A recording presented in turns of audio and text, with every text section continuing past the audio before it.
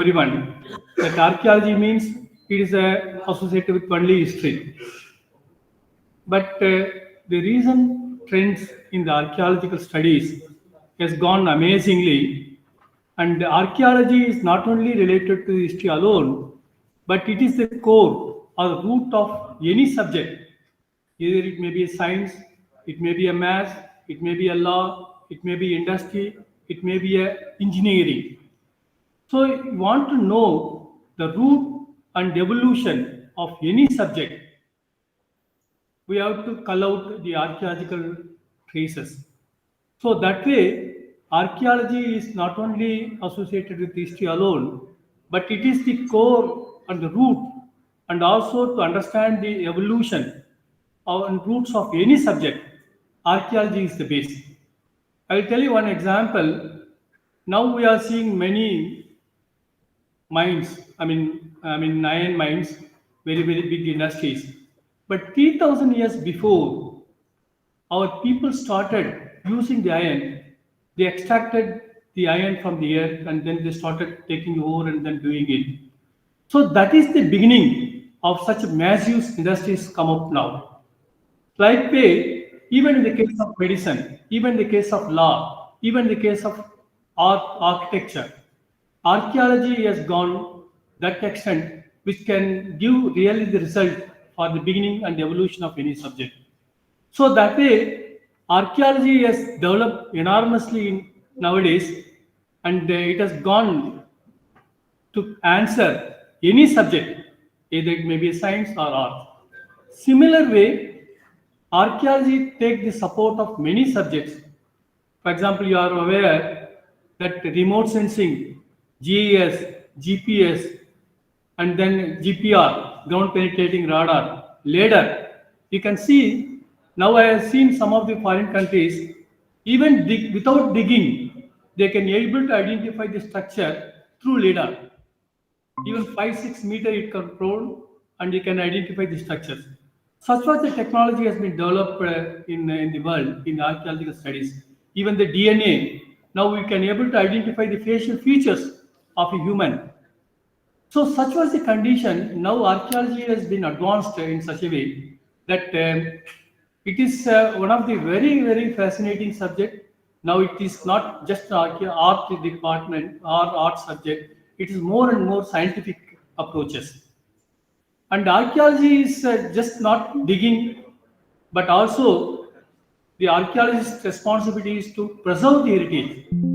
That is another thing which is very important, but we are lacking on that because we have thousands and thousands of rich cultural heritage in India, but many of them is really crying for the preservation.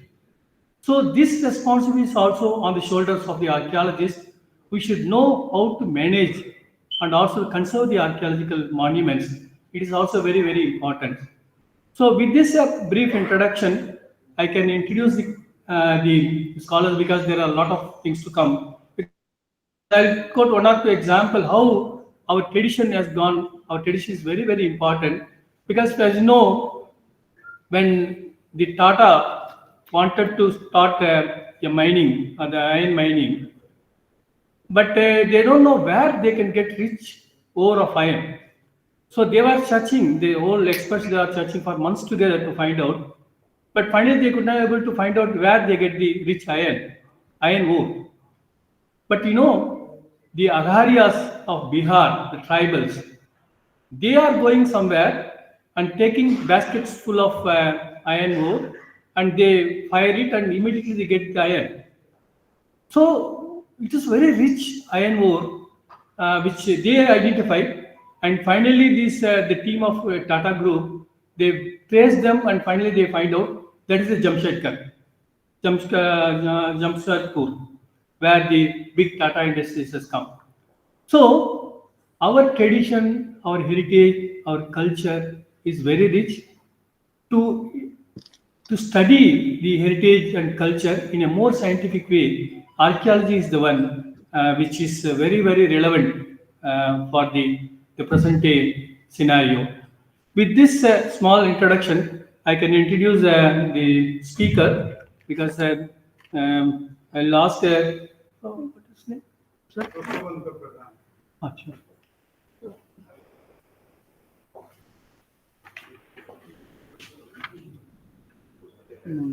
No. This.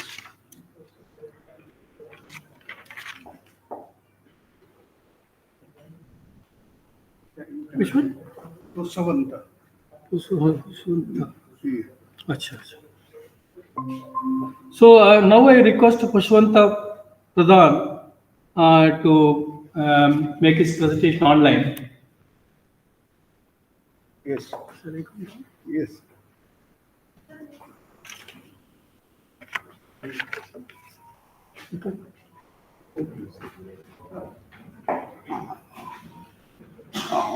Unmute yourself. ଆସୁନ ଟିକେ ପ୍ରସବନ ନାଇଁ ତାର ଶୁଣା ଯାଉନି ତାର ହଁ ତ କହୁଛି I can hear you. ହଁ yes Shall I start? yes you start. Okay.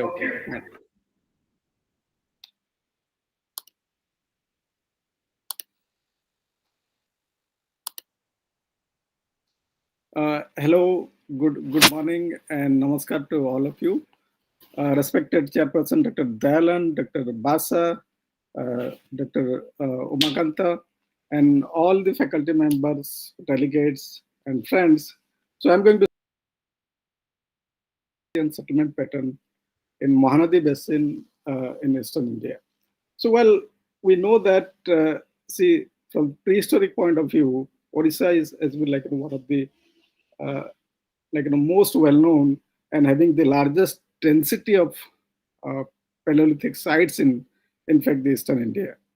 And coming to that, if you look into the Mahanadi River Basin, so this is like the sixth largest river basin in India, and among them, this river basin has been in the focus point because of to go to any part of this river, you have full of archaeological sites.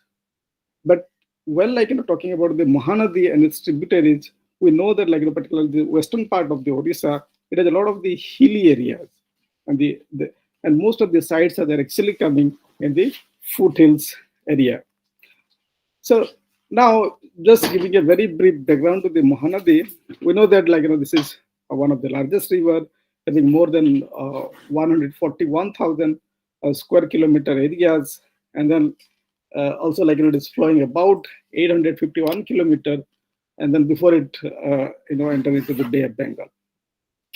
Now, if you look into the politically boundary, the upper part is mostly falling under the Chhattisgarh, but the middle part and also the lower part of the river that is falling under the Odisha.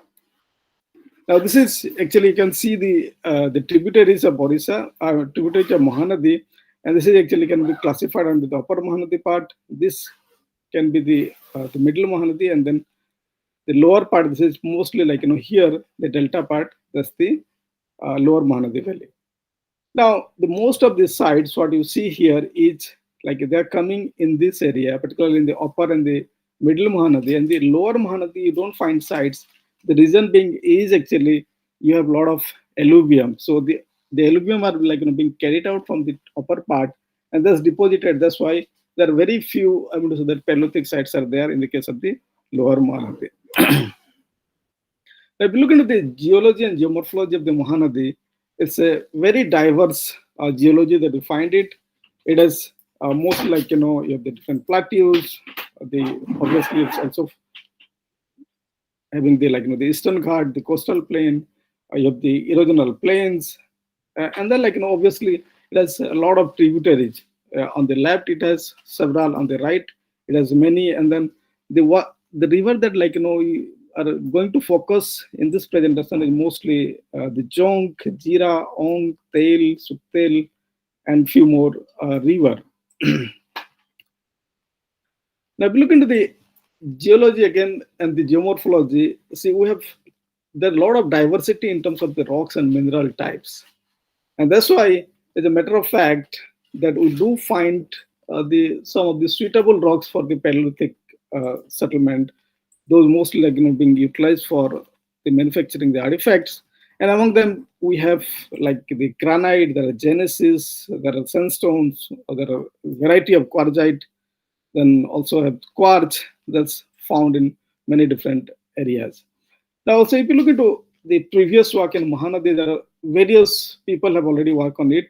Initially, it was started by G.C. Mohapatra. Later on, it was conducted by R.P. Pandey in the Upper Mahanadi. Then, in the tributaries, the K.C. Mohapatra. He worked in particular the Tail and the Ong River. Then on the Bag River, it's one of the tributary of Mahanadi. Then I work in the Jong River basin, also in the Ong. And then recently, I'm to say that P.K. Vera and his students, they have started working in the, particularly the Bargar upland. They're mostly the part of the Bargar district, and also coming up a few part in the Balangir district, has actually yielded several sites. Mostly it is the Esulian sites. You do find it, there are quite a good number of Middle Lithic sites also coming, and also large number of Microlithic sites. Now, if you look into the Esulian clusters, see, these are actually the areas where you have the majority of the Esulian clusters are coming up. But if you see the other blank areas, actually this doesn't mean that the sites are not there, but actually this area has not been explored so far. Now, coming to the fossil sites, see, the Mahanadi have also fossil sites that has been reported by R.P. Pandey, but unfortunately, further work in this regard has not been yielded.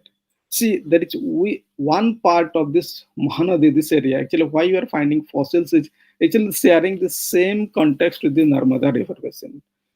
I work also in the Narmada River basin, and that's why I can very clearly say that it has areas, particularly this area of the Hatsu, and then particularly some part of the Upper Mahanadi have actually fossils, and then still we have not followed in this regard.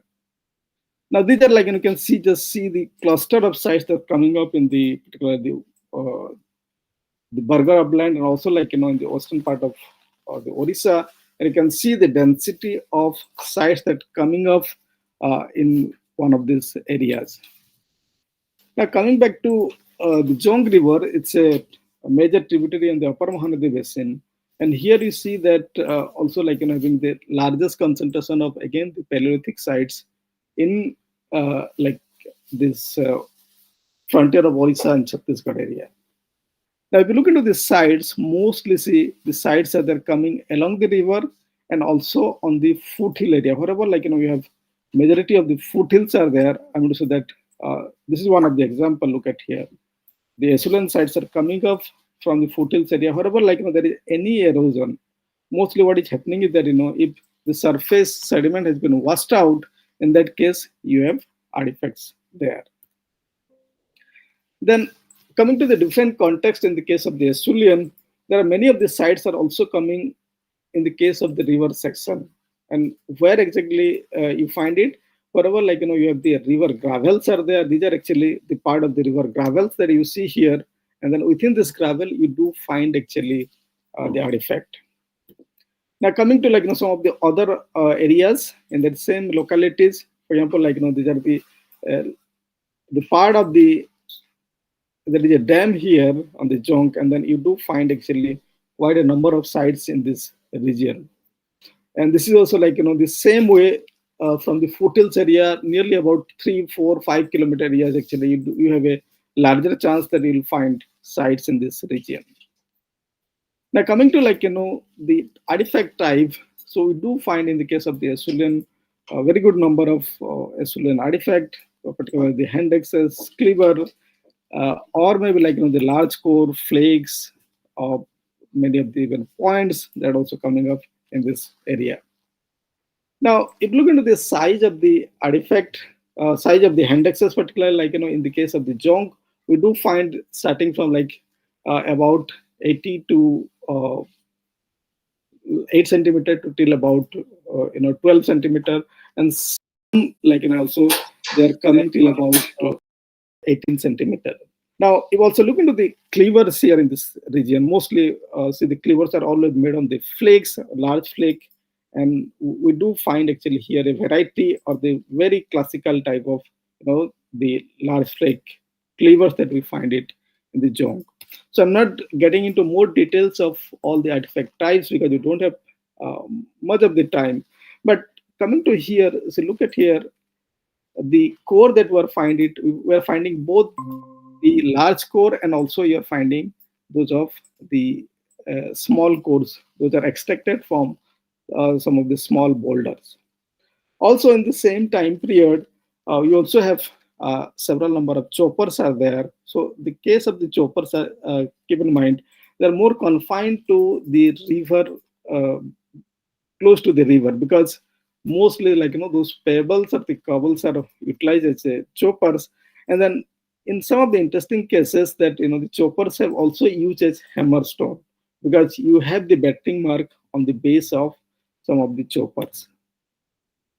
Now coming to the other areas like in the Burger upland, mostly the pictures are actually from the Jira River basin, where you find many of the the pedimented area, however the exposures you have actually the sites. So this area is actually mushrooming with nearly about more than 100 sites in this Burger upland. Now, these are some of the important findings. You see here beautiful hand axes, cleavers, and also the large cores are coming up in the different areas, and also some of the large uh, flakes. Now there's few more artifacts from the Burger upland. Then coming to the Middle Paleolithic. So Middle Paleolithic in this area is also well represented.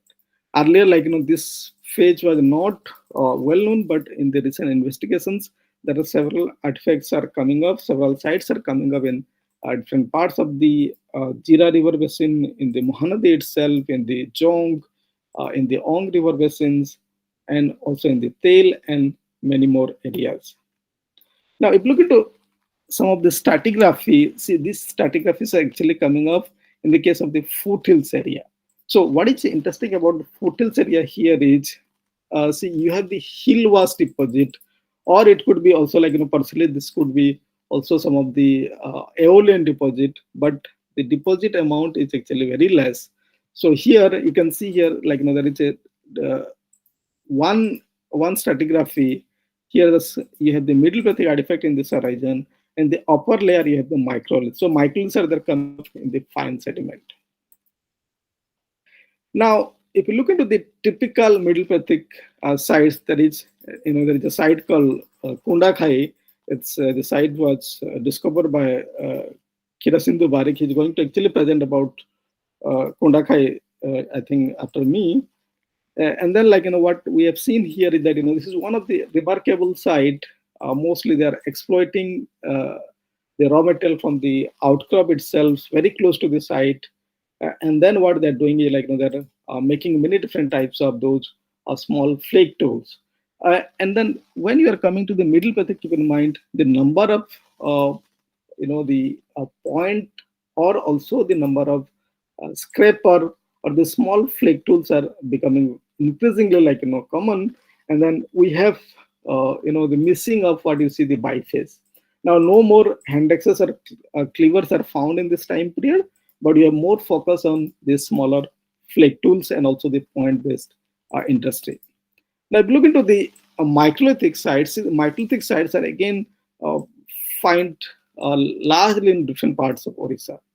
So the density is huge. The site number, this site size are also increasing, and also the clusters are also very, more in the case of the microlithic period. So microlithic here is basically referring to both the Upper Paleolithic and Mesolithic. Now the context of these sites are there morely, you find more of the different contexts in the case of the microlithic. You have the granitic outcrops. If there is any granitic outcrops close to the water bodies, whether it is maybe close to a river, close to a pond, or maybe close to any natural surface, a natural water surface, in that case, you have actually this microlithic sites. Now, see, in the case of the microlithic sites, so you have many of the rock shelter sites are also there, where you have both the rock art and also the microliths are coming up. Now these are some of the the upper Paleolithic cores that are coming from the Jong River.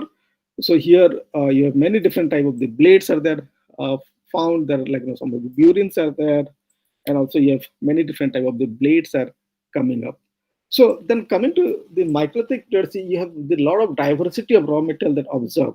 So for example, like quartz is increasingly more popular, chert is still there, but you also have like more of the chalcedony and agate were used. Now these are again some of the tiny stone tools and the tiny microliths that you find it. And then now something is also very interesting in the case of the Odisha, and particularly also in this part of Odisha, the Mahanadi Basin, is the finding of what you call the the large core or the quadratic core, those coming along with the microliths. Now it is been called as the heavy duty tools by Dr. Ota when he was working in the Bag River. Now, see what is also interesting in this part of the Mahanadi is finding of many of the manufacturing clusters along with the hammerstones, and also you have the cores are there. So there are plenty of these sites if you go, and then you'll find actually those of the hammerstones. They're lying up with microliths. Sometimes they're coming up along with the Middle Paleolithic artifact, and those are quite clearly visible. And very interesting also, one of the thing that I observe in the case of the Mahanadi Basin is the coming of the artifacts with along the tephra. Although the dates are not very clear, there is a site called Budla. It's very close to the Sambalpur University. In fact, actually, it's lying just below the Hirakud Dam. And then what you have observed is that there is a layer, that the tephra layer is that, and the artifacts are coming just below the tephra layer, and also they're coming up above the tephra layer. Now this is some of the artifacts, some of the the site distribution pattern in the case of the Ong River. So here you can see this is the two tributary Utali and Ghasali, and then you can see the density of sites. Both here you are finding both of the Asurlian, the Middle Paleolithic and also the Microlithic sites are occurring. And these are some of the example of some of the microliths from the mostly these are the blade tools that occurring in the case of the Ong River Basin. Now, what is the shift in the case of the raw material utilization? So look at here what is the strategy that has been applied for the raw material. In the case of the Asurlian, mostly we find quartzite, then also the sandstone is there in some sites in the case of the Jong. Yeah, the pragmatite has been extensively used in the Mahanadi Basin. Also, quartz. See, quartz is also used in rare cases. So, for example, the areas where you don't have quartzite, and then if you have some good quality of quartz is there, then they are utilizing it. Also, dolerite. See, dolerite is also mostly they used in the case of the Jira River. Then coming to the Middle Paleolithic, so what we are finding here in the case of the Middle Paleolithic is quartzite remain continued. Okay, you have quartz very rarely, but more preference you have is the chert. So chert is extensively used because you have many different type of the chert beds are there.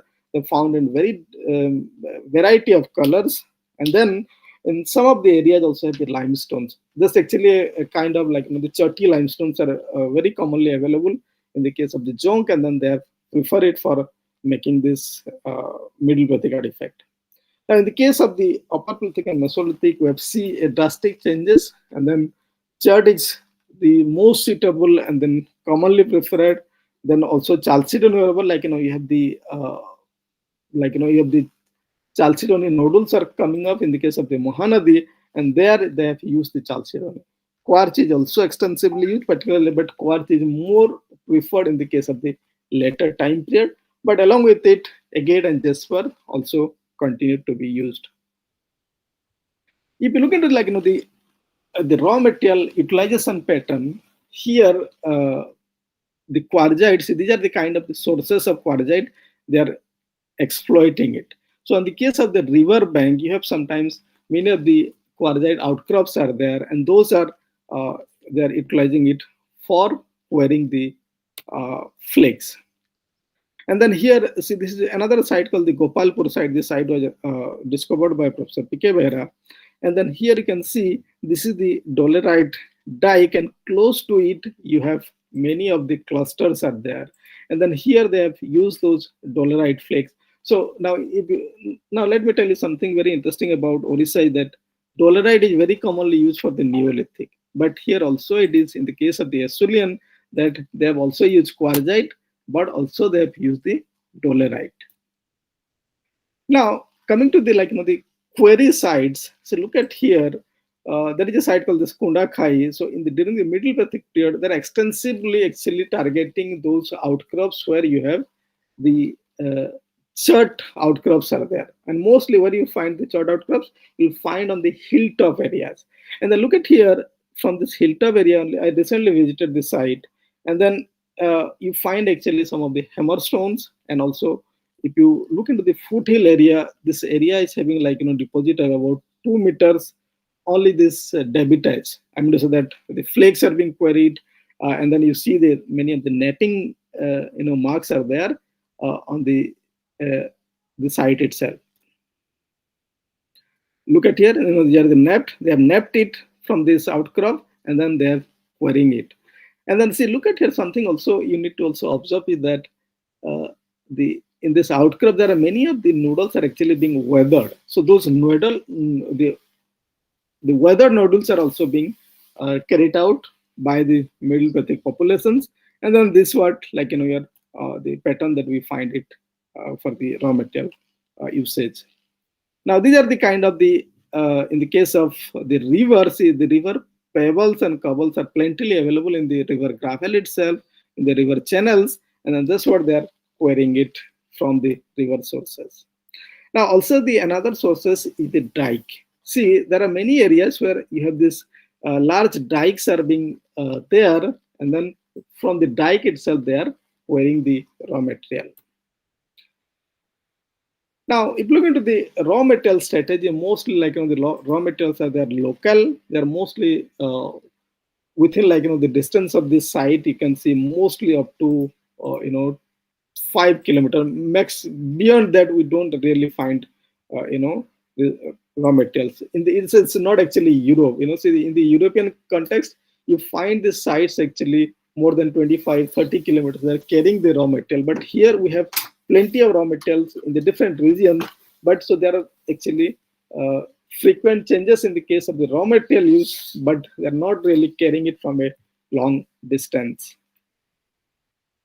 Now, most of the sites that actually being discovered in this region are their small campsites, or some are also factory sites, and some are basically the seasonal sites. The habitational sites are very limited, but also you see also the deposits are also nearly about up to 10 centimeter that has been observed. Now these are some of the artifacts that we find it in the case of the Burger upland. Here you have those of the Acheulean artifact, the very well finished biface are there.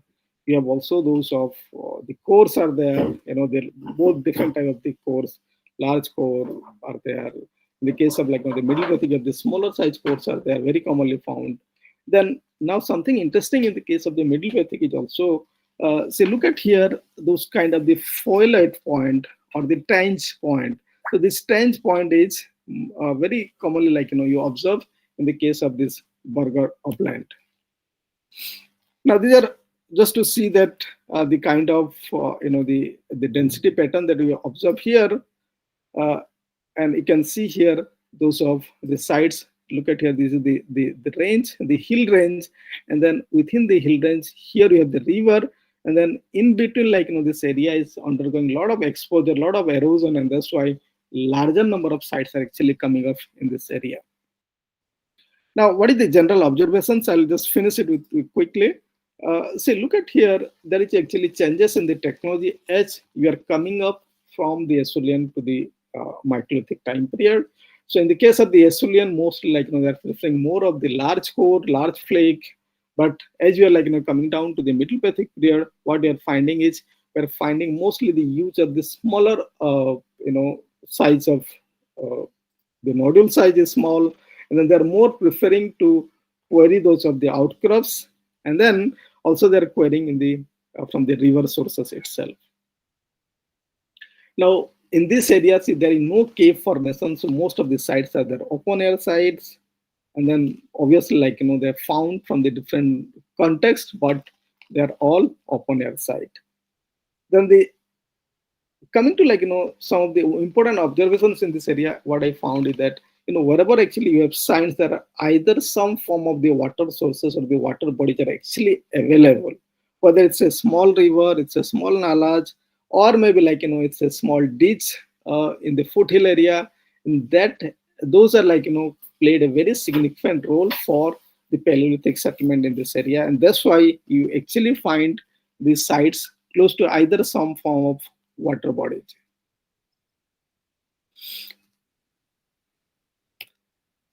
Now, what is the future scope in this area? See, obviously, there are a lot of sites that have been discovered, but now the problem in this area is actually the date. We don't have actually dates in this area. Very few sites have been attempted for the dating.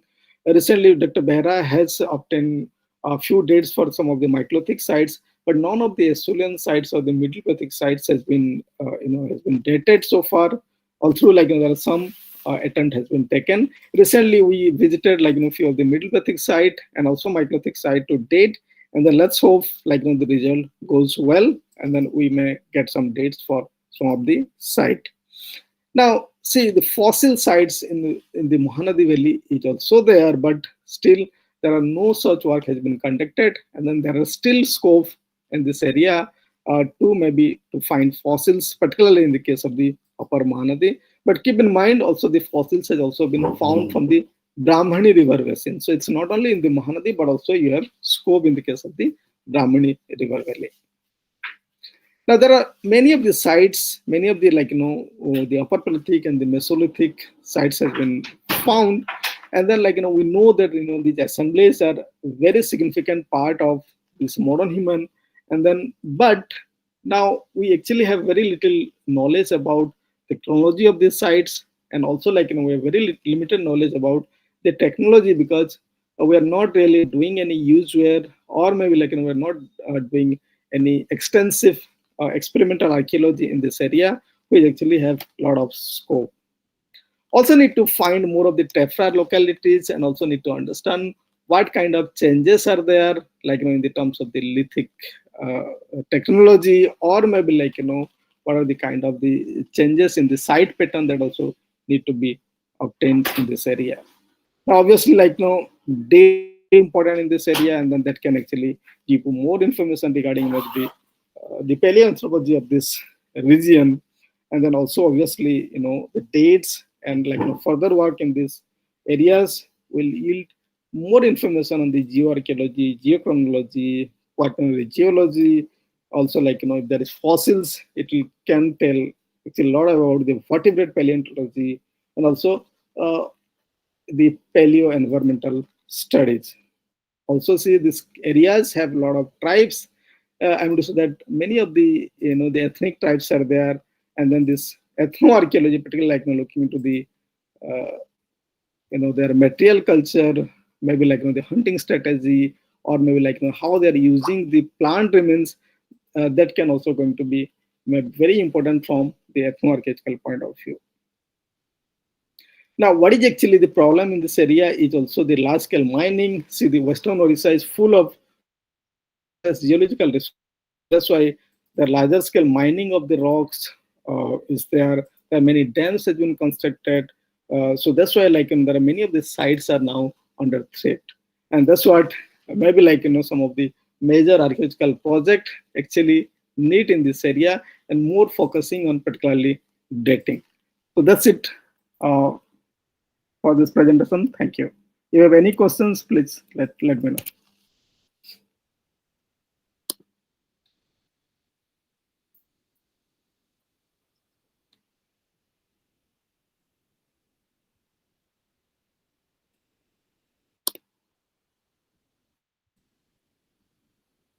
Dr. Pradhan for giving this excellent presentation on the Thank you, sir.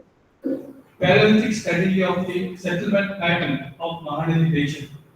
We have discussed very extensively about the various exploration work carried out in your area, particularly argument geology, environmental factors, and also settlement, and also where the tools have been exposed to the things. And you given really a very enlightened and enriching knowledge which you have shared with us, and really thankful to you. Some of the things we are also posed some questions, basically the chronological framework, which is not yet done, and paleontological studies, and also the paleochannel movement, particularly the fluctuation of paleochannel movement of Yes, Mara. sir. It is also, once it has been given, I think it will give more impact to your study. I really thank you, and I think now it is open to the floor for question, or we can take up the next presentation. So what about we'll go for the question or we'll go for the next presentation? The next presentation. Okay. Okay. Okay, thank you very much. Thank you very much for joining. So Thank you, now, sir. I appreciate your comments. Thank you. thank you. Now I request Dr. Subodh Ventle. He is from Department of Archaeology, HN, Bahugada University, Gadwal. And he talks about the tracing of the human footprints, the cultural traces and archaeological significance of the mid-Brahmani River Valley, Odisha. I think it's also on the online. We are the line.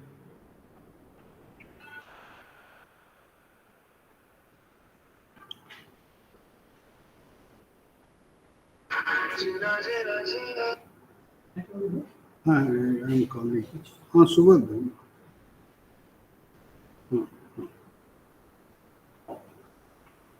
It's coming online.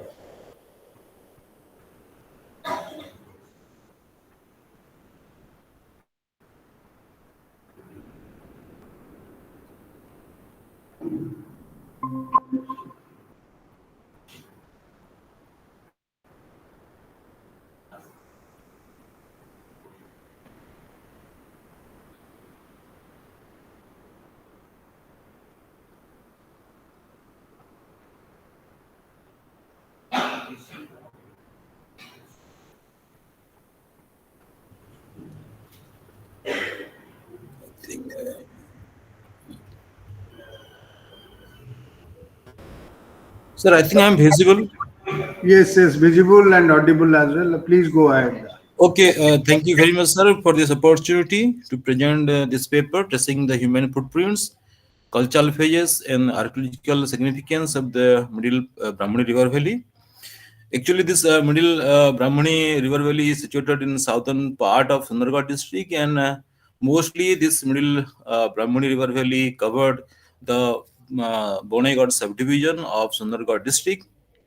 Although there are few scholars like Professor G.C. Mahapatra and Dr. P.K. Vehra, they have conducted work in 1962 and again 1988, 89, 8 and 89, and they have discovered a few more sites in Brahmani River Valley, but there are still many part of this region has been unexplored. So I conduct this work from 2013-14 to up to 2018, and still the work has been continued. But my presentation is confined the discovery that was made in 2014 to 18 in particularly middle part of Brahmani River Valley and and we can say the Bonaigarh subdivisions.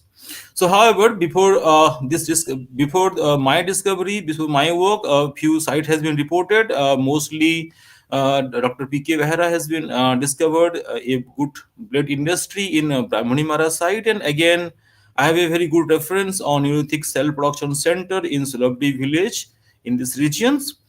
And again, when you talk about this region, it is a very rich resource of mineral resource area, and we have number of references from S.C. Jones to N.K. Mahalik, and they have provided many information regarding the geology of this Bonaigarh subdivision or Middle Brahmani River Valley. The oldest rock formations of this area belong to the iron ore series, followed by the Dhanjori group, volcanic basic and ultrabasic rocks, Kolahorn series, and neodolerites. The lithostratigraphy unit of this region is divided into four groups: iron ore group, Darjeeling group, Deoghar group, and Bonai granites. And this Bonai granite has been actually important for Neolithic tool production, because a huge number of Neolithic site has been available in these regions, and all are produced using this granite. This is the geological map of the Bonaigarh subdivisions. This is the geomorphological map of the Bonaigarh subdivision or Middle Brahmani Valley. Method of the present studies. I have used both primary and secondary data to conduct my research work. Particularly, the most important part of my research is the attribute analysis or technotypological parameters that was taken during the time of my research work, and I followed a few researchers, those as very much important in the studies of prehistoric research, like Franco Abors, Nicholas Toth, Andowski, Tixiers, and John J. Sia. And during my research, I have collected more than 4,000 material from the Middle Paleolithic sites, and I have taken near about 280,000 or 90,000 data from all the artifacts. And again, I analyze everything through the statistical data analysis softwares, and I have produced the result. Again, during the time of my research, I have covered these regions, and I have discovered 19 sites. Those are represent Middle Paleolithic cultures. Again, I have discovered 10 sites. Again, it was divided into 18 clusters, and all are represent Neolithic cultures. And I have discovered 5 early historic sites in this region also. Again, this is the map of late Middle Paleolithic sites, and why I am using the terminology of late instead of using Middle Paleolithic, I'm discussing letters. And this is the sites, and mostly this site has been occurred in foothill regions, and almost all the part of the Bonaigarh subdivision, anyone can see that this site has been well distributed in these regions, and mostly this site has been occurred the elevations of 238 meters mean sea level to 300 meter mean sea levels. It means the people has been the prehistoric human, they have interested to settle in foothill regions, and rather they were occupied the high hill region of this Bonaigarh subdivision or Middle Brahmani River Valley. Again, when we talk about assemblage compositions, I have already told that I have collected around 4,000 materials, and those are comprising core, flake, blade, and bladelets. This is the graph representing the detailed side-wise lithic assemblage composition from Middle Brahmani River Valley. There are some lithic artifacts scattered. This is from Botengra site, and one is from Nuagan site. This is the this Nuagan site has represent good amount of lithic scatters, and it's clearly indicate that the density of material clearly indicate that this site is a manufacturing centers probably. Again, this is the Amgan site in situated in lower part of Middle Brahmani Valley, and here we can scrap a section also. And in this site, I have found 3 numbers of indexes and few amount of chopper also, pebble tools, which is commonly found in Middle Mahanadi Valley also. And when we talk about the other things, the raw materials, you can see that there are 5 type of raw materials used in this study area. And opal is one of the most important raw material, which is highly used in these regions. Against BHRG, banded hematite radius, quartzite, quartz, and chord also used in this for tool productions. This opal has been comes through the large number of boulder available in foothill regions. Again, sizable pieces of opal chunk found in foothills of this Middle Brahmani Valley. The chord also found in the form of nodules in riverbank regions.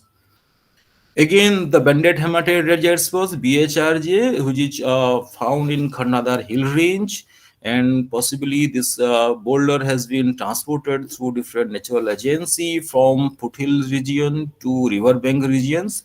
Again, we can find that fine grain quartzite which occurs in riverbed of Middle Brahmani Valley in the form of pebbles. These are the core available in this region. All the site has been given the data. This data represent that all the site of Middle Brahmani Valley has been. We have collected good number of cores. Again, this graph represent the land breadth thickness of core found in Bonagot subdivisions.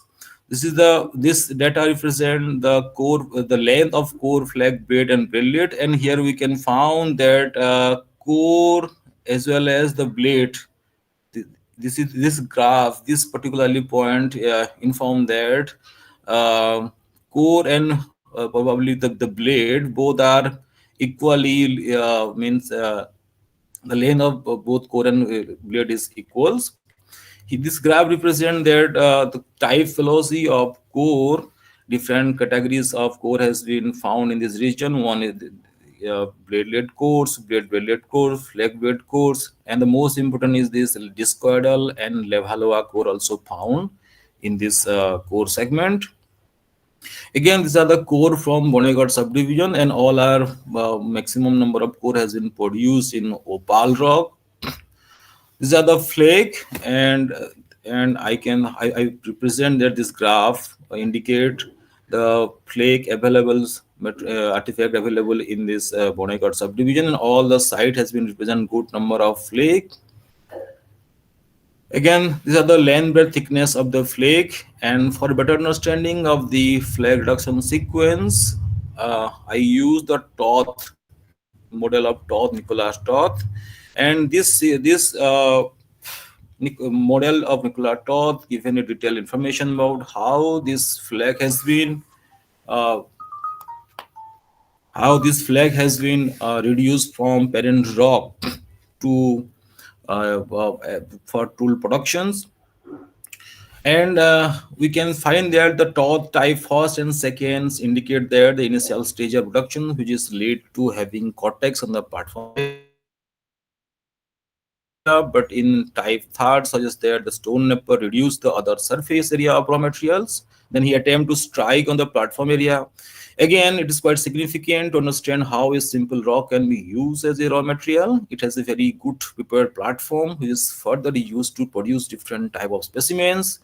The top type 5th and 6th indicate that the maximum number of flags do not have any cortical surface. The platform area is prepared, and the dorsal surface have very little amount of cortex, which indicate that the prehistoric stone nappers use these raw materials again and again till to the end of the mass of the specimens.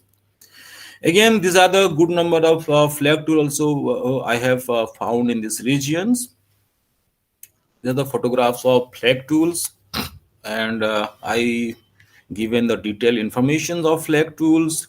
We can anyone can see that I have found good number of burins, notch, borers, denticulate, scrapers, and these are the stone tools.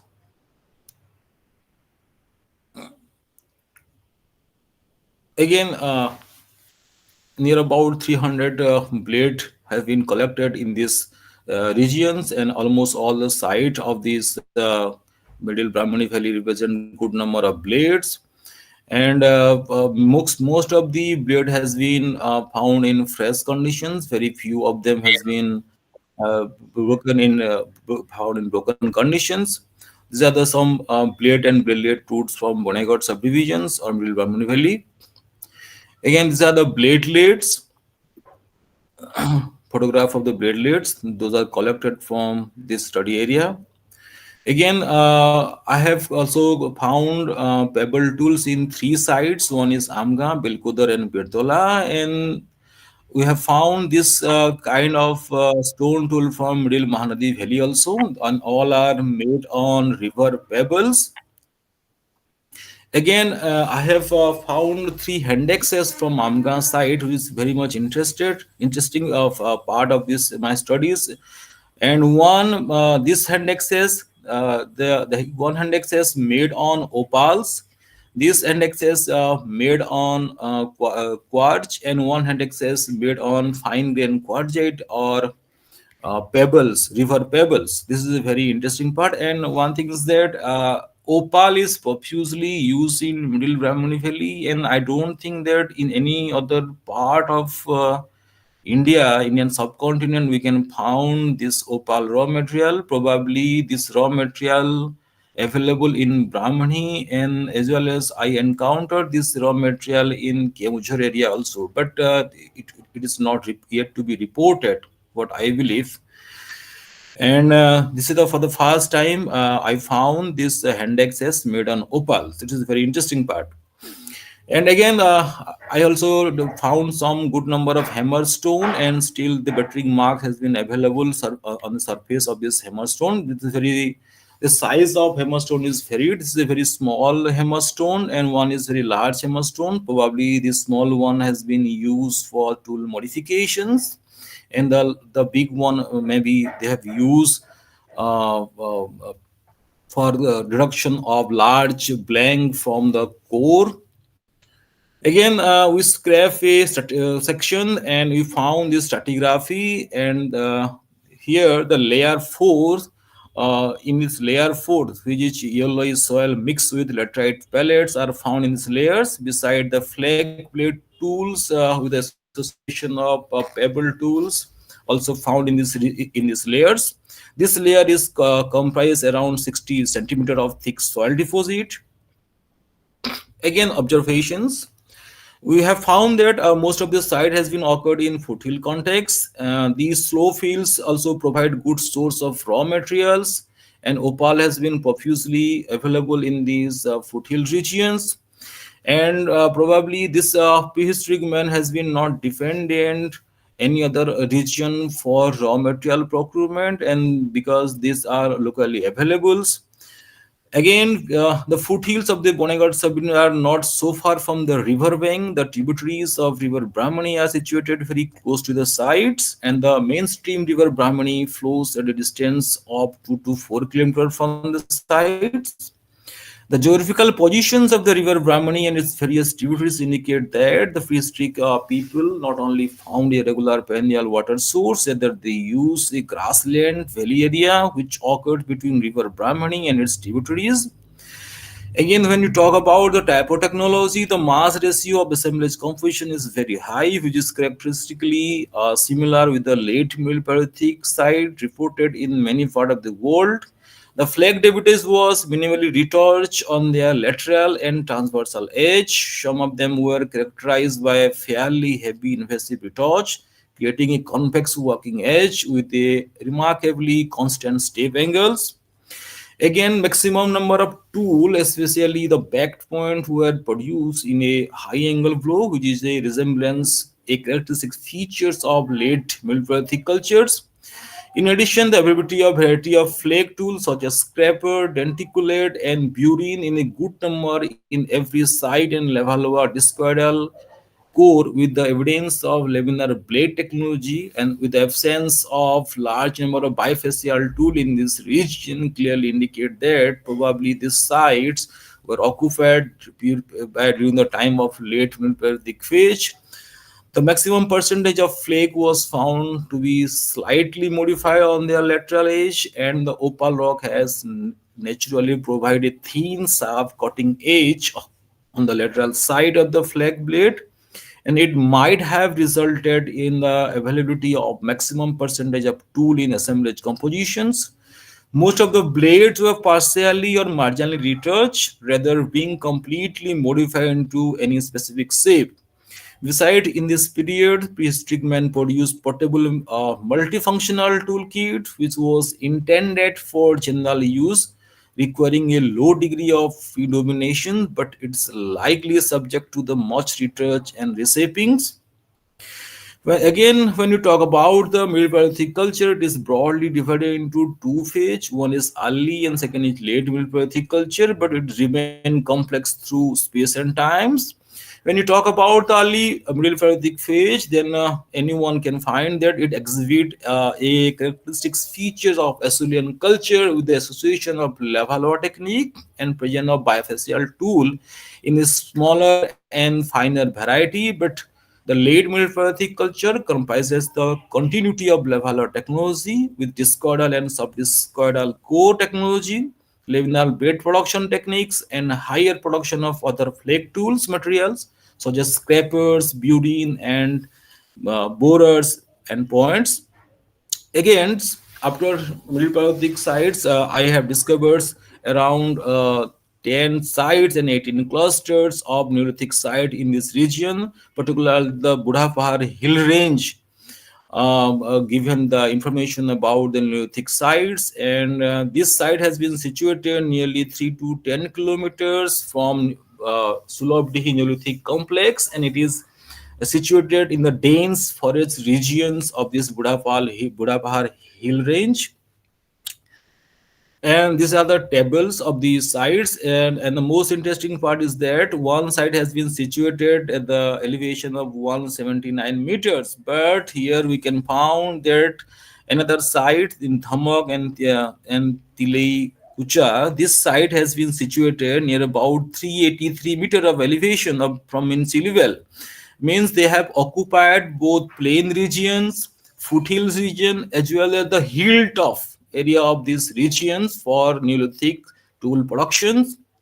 And there is a huge number of Neolithic site and cluster has available in this dense forest area.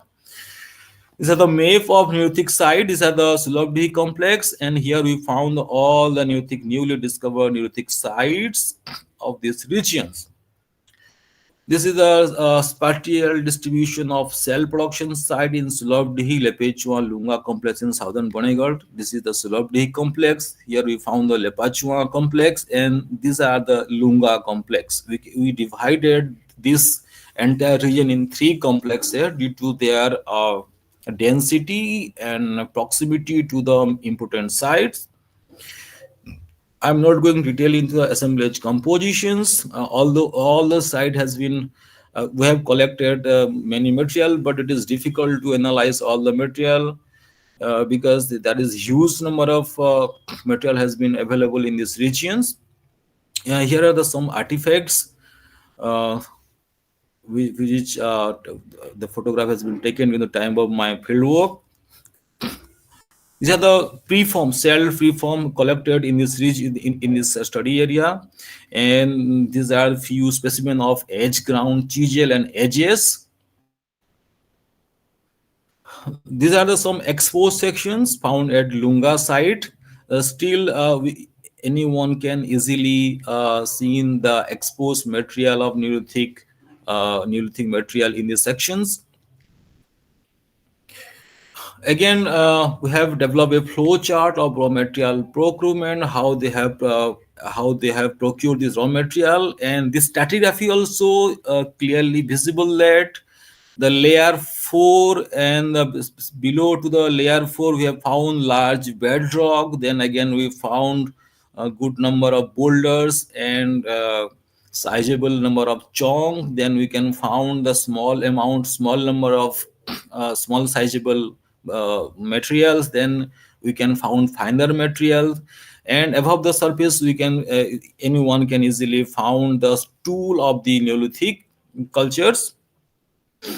Again, observation on Neolithic sites, and as I already told that few site has been situated on the top of the hills, and I found this area were used for a blank as well as tool productions.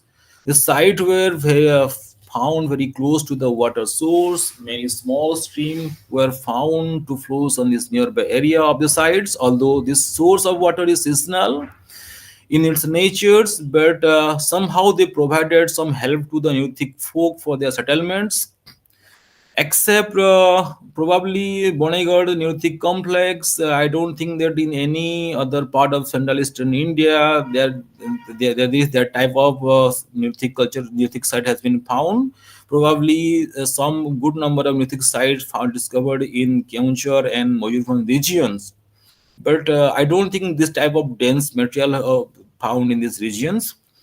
Although the present research is very preliminary, so it is very difficult to talk many more things about the Neolithic folk. And my research is confined within the middle part of Brahmani River Valley or Boneghat subdivisions. Again, beside these Neolithic sites, I have discovered 5 sites. Those are represent the early historic sites.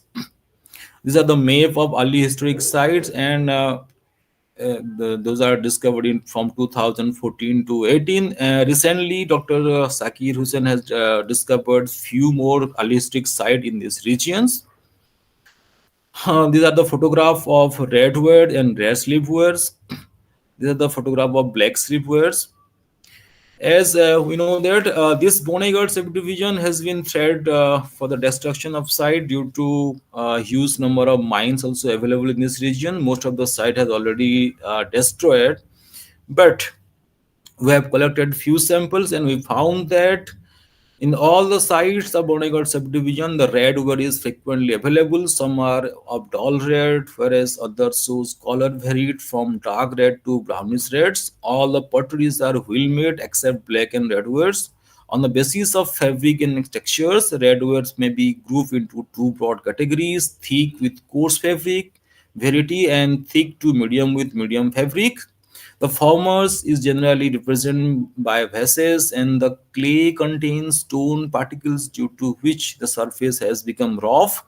The pots of latter category are generally made of well lavigated clays. Some of the pots are decorated with concentric groups appearing on the external or internal surface. The decorated pattern usually constitute a horizontal band on the neck, vertical lines, fingertip decorations, clay tip decoration, zigzag lines, incisions, and triangle designs. The most dominant ware is red silverware, which is found from all the site in good quantity. Summary. So, particularly this research is a micro-regional research. I have used the macro-regional approach. I am not confined beyond this Boneghat sub-region or Middle Brahmani River Valley. I have tried to reconstruct a human history from late Middle Paleolithic to early historical cultures. The archaeological evidence found in the study area exhibit and give information about a long period of human occupation of these regions, and the limited findings of early historic site give information about the human existence during the early historic periods, although many site has already destroyed due to industrialization, and yet to be we do not have any clear idea of dates of these regions, as well as due to lack of funding and other resources.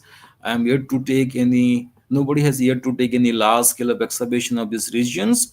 But the pottery, the ceramics found in the middle Brahmani Valley is quite similar with the pottery found in middle Brahmani River Valley. So finally, acknowledgement. These are the people; those are helped me during the time of my research. And finally, thank you for listening. Thank you very much, sir.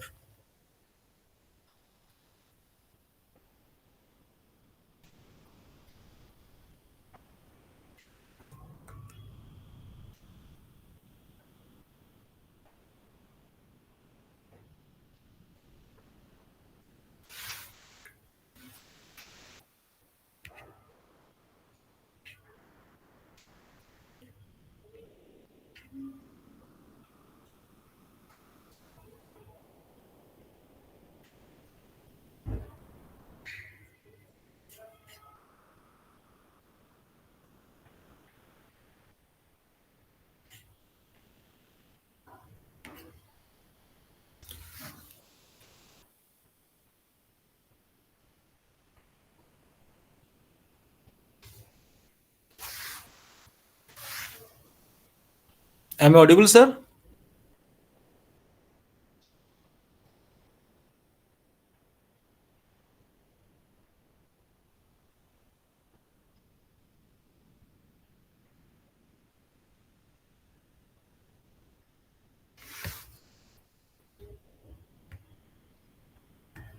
youth organization, youth mining, and various other factors. So now we have to call upon, we have to make a call, either with the politician or with the bureaucrats, how to preserve all these sites.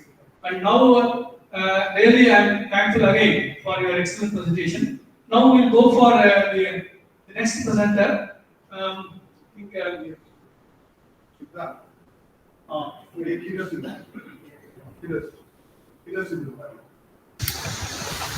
so, Dr. Kirasu Dubai, curated Department of History, Sambal University. So, please, she will talk on exploration, middle Paleolithic quarry sites in southern quarter, upland, Odisha. Please, thank you.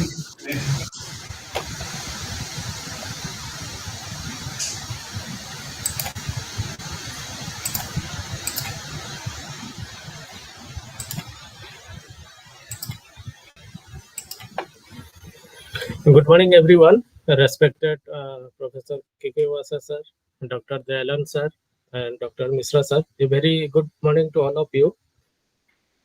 Today I am going to present on Kundakai. It is a Middle Paleolithic quarry site which is located in the southern part of Bargad upland.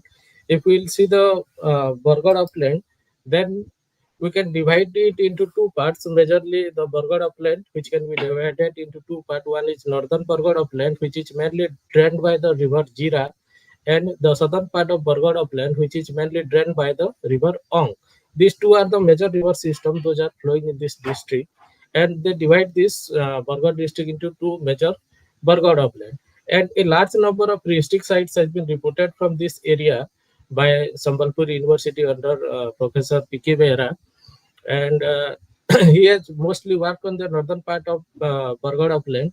And during my doctoral work, I have worked on the southern part of Bargad upland. And during this time, I came across one of the interesting Middle Paleolithic site, which is Kundakai. Actually, this is a silicified outcrop sites, or we can call it as a Inselbach site. Am I audible?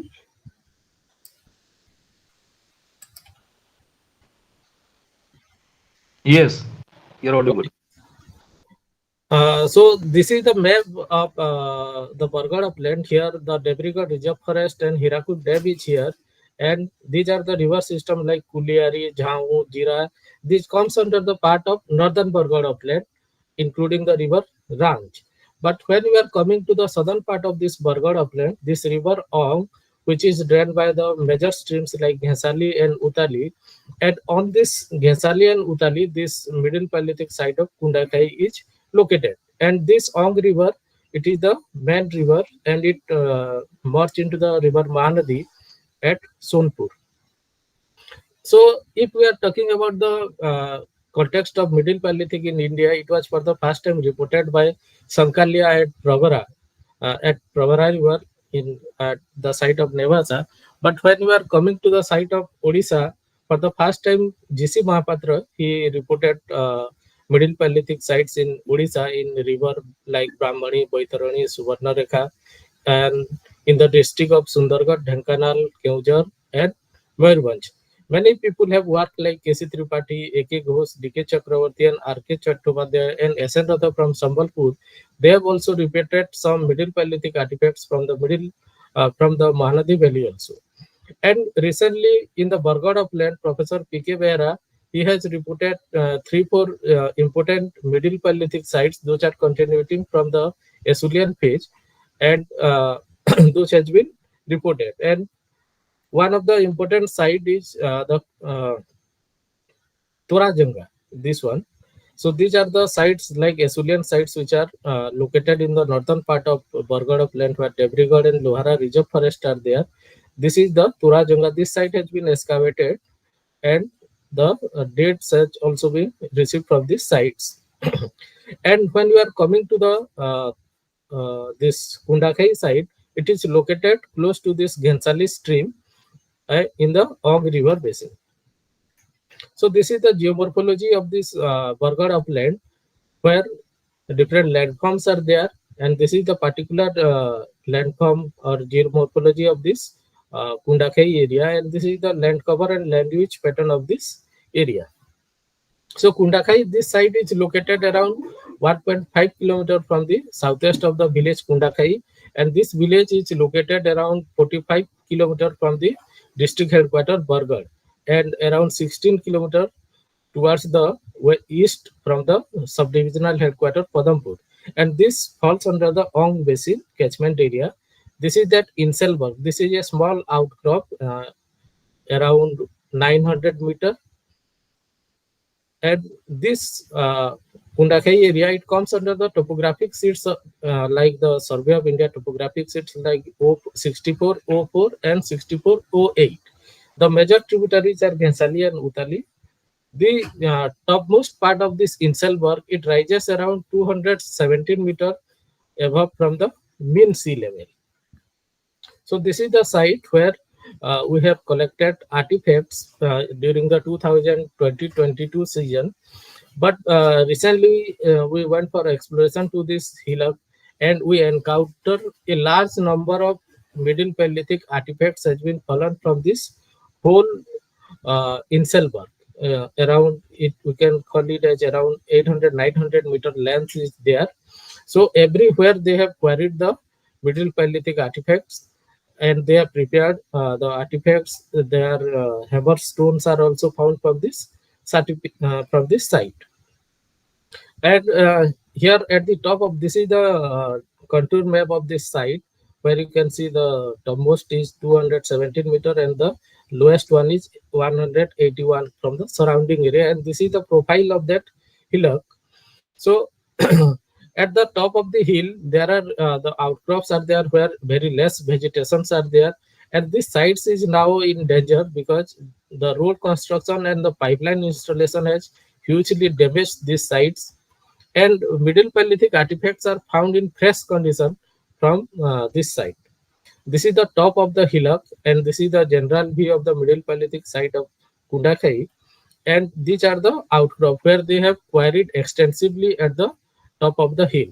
Everywhere you will get the hammering marks with negative scar pattern. Here you can see this is the distribution at the foothill area where a large number of Middle Paleolithic artifacts are found with heavily patinated.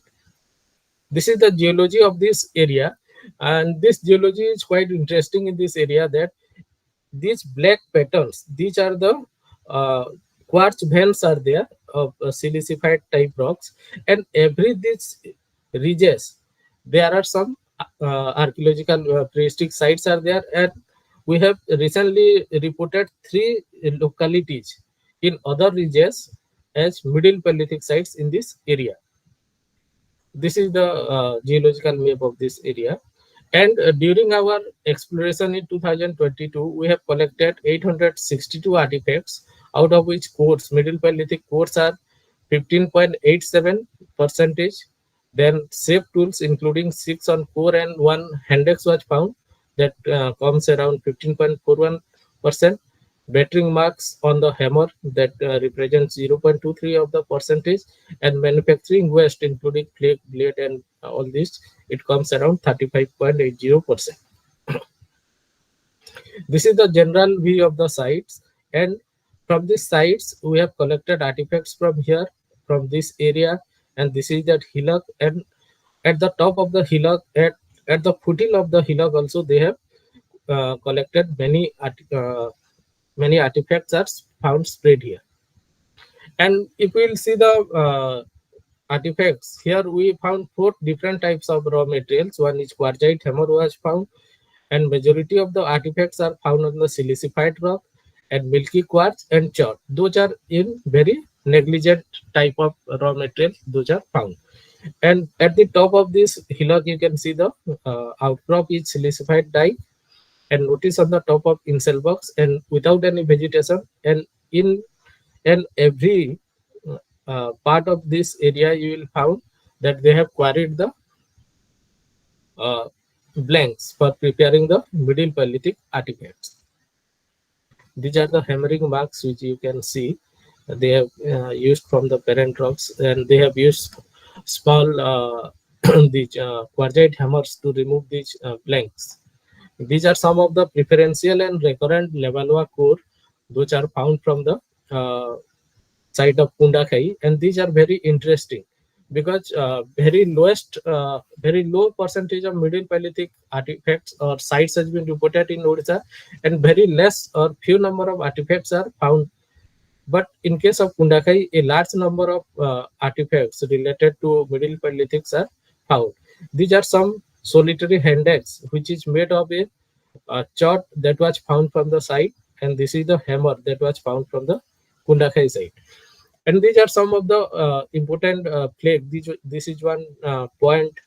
This is one Middle Paleolithic point plague. You can call it as tool. Also, it was found. These are some of the side scraper or different point notches, blades, and different hammers were reported from the sites.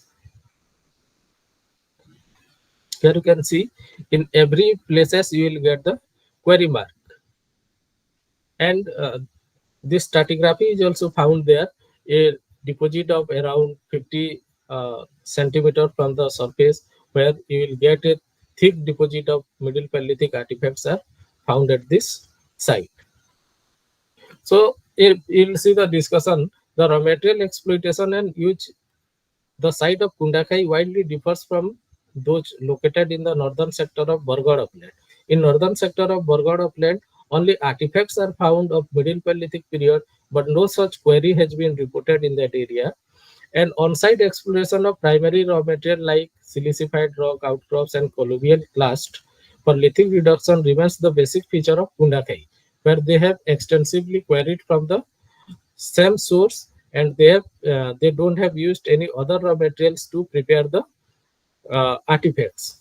So as we know that the recent dates of Middle Paleolithic has gone beyond 3.5 lakhs, and from Paleru River Basin in South India it has gone 2.47 lakhs.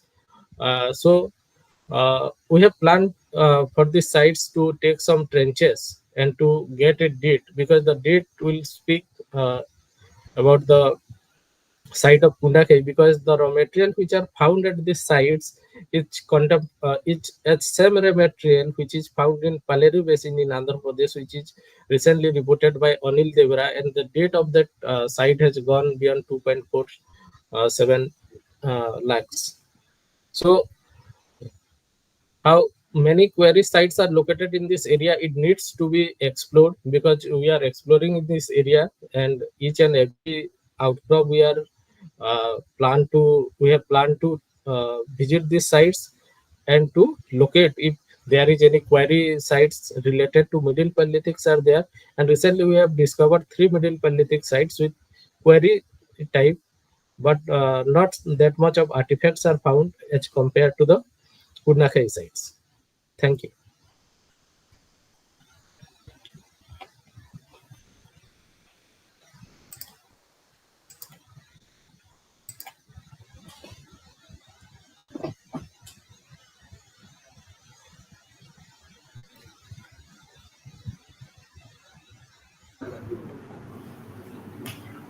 Yes. Thank you, Dr. Parikh, who has given a very excellent presentation on the Middle Paleolithic quarry site. But actually, very few, the in-situ sites are present in India. I think this is one of the very unique site, and you have given a very important information about how the primary level where the Middle Paleolithic has been quarried. And I think it's very interesting thing for the archaeological study. I'm really thankful to you for giving me your extensive field work and also the various extensive study on this site. Thank you very much. Thank you, sir. Now I can call upon Professor Santanu And Jayendra Jwalkar, and both they will make a presentation. Online presentation, is it? Okay. Thank you. Please.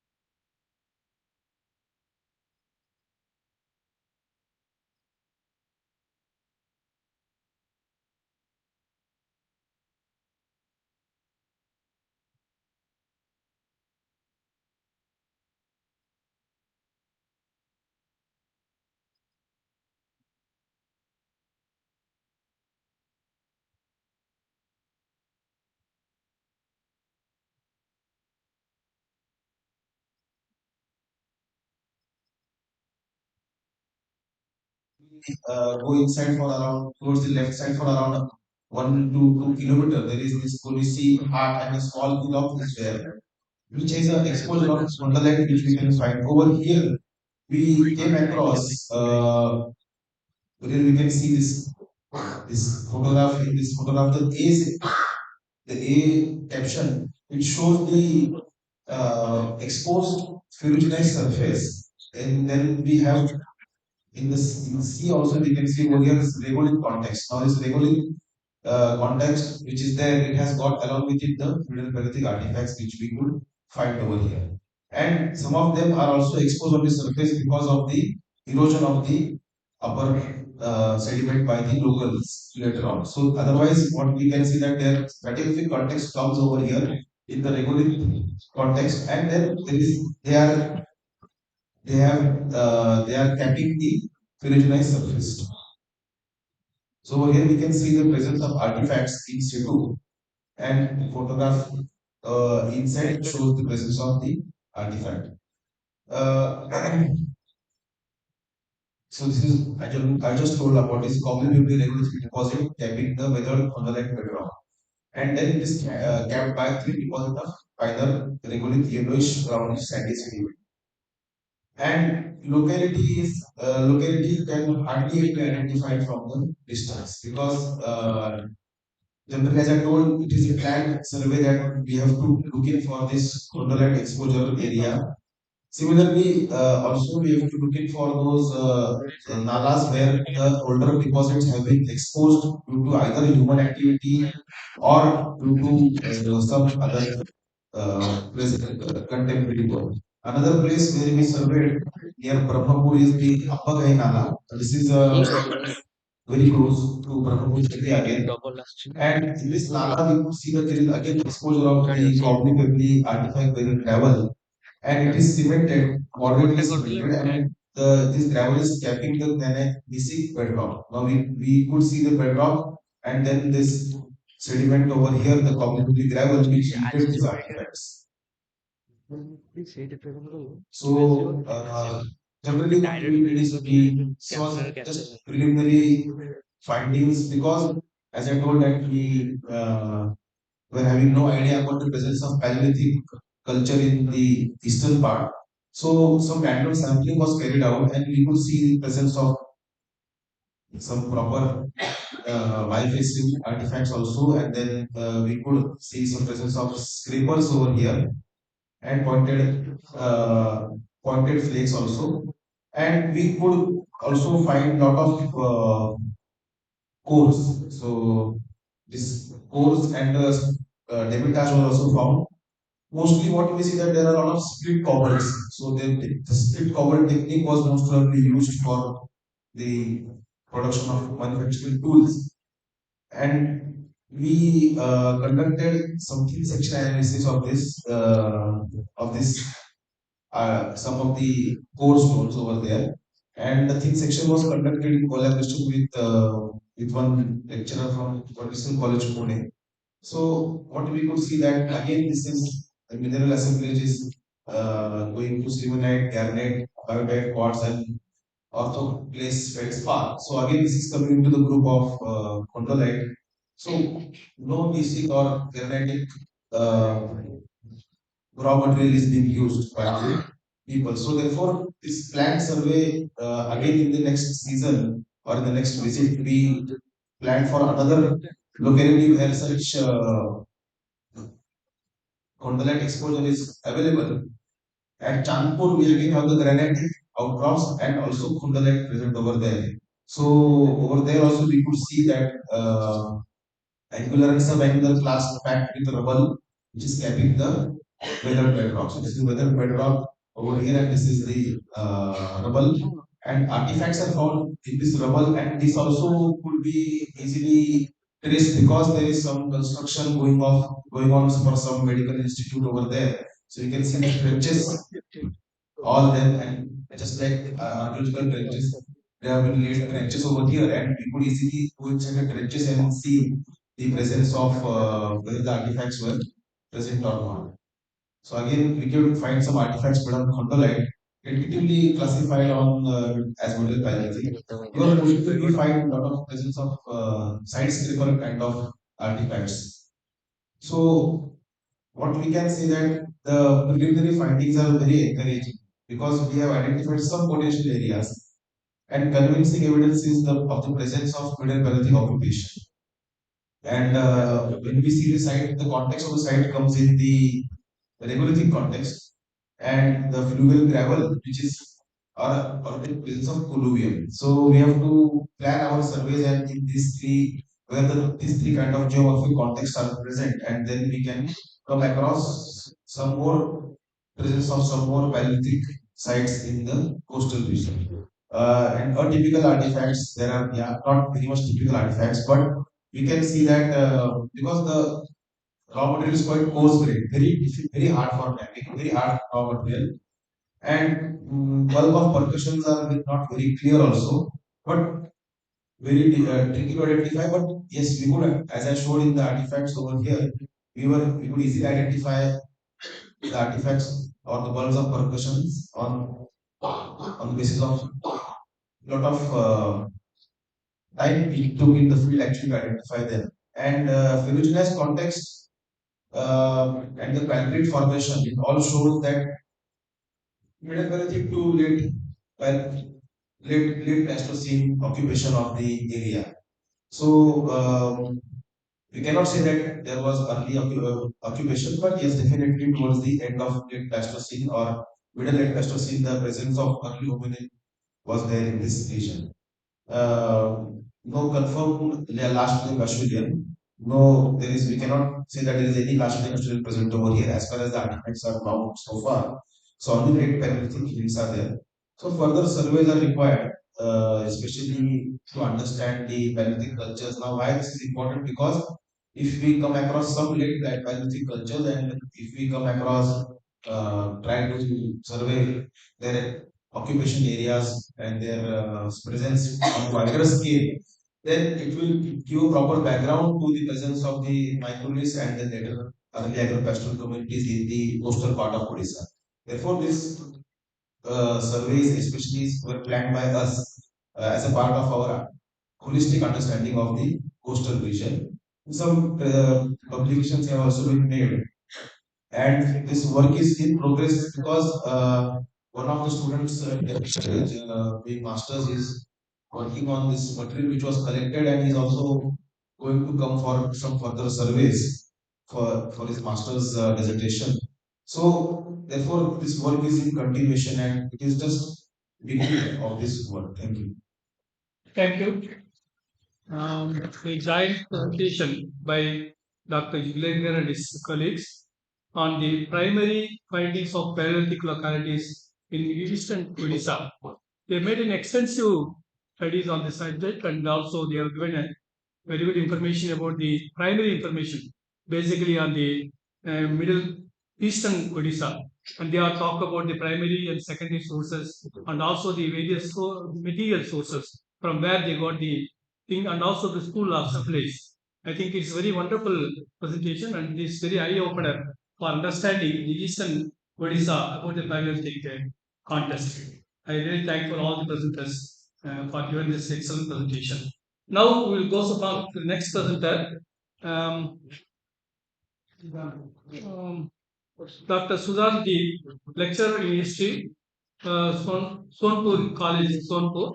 He will talk about lithic landscape and settlement in Tail River Valley, Sonpur. Very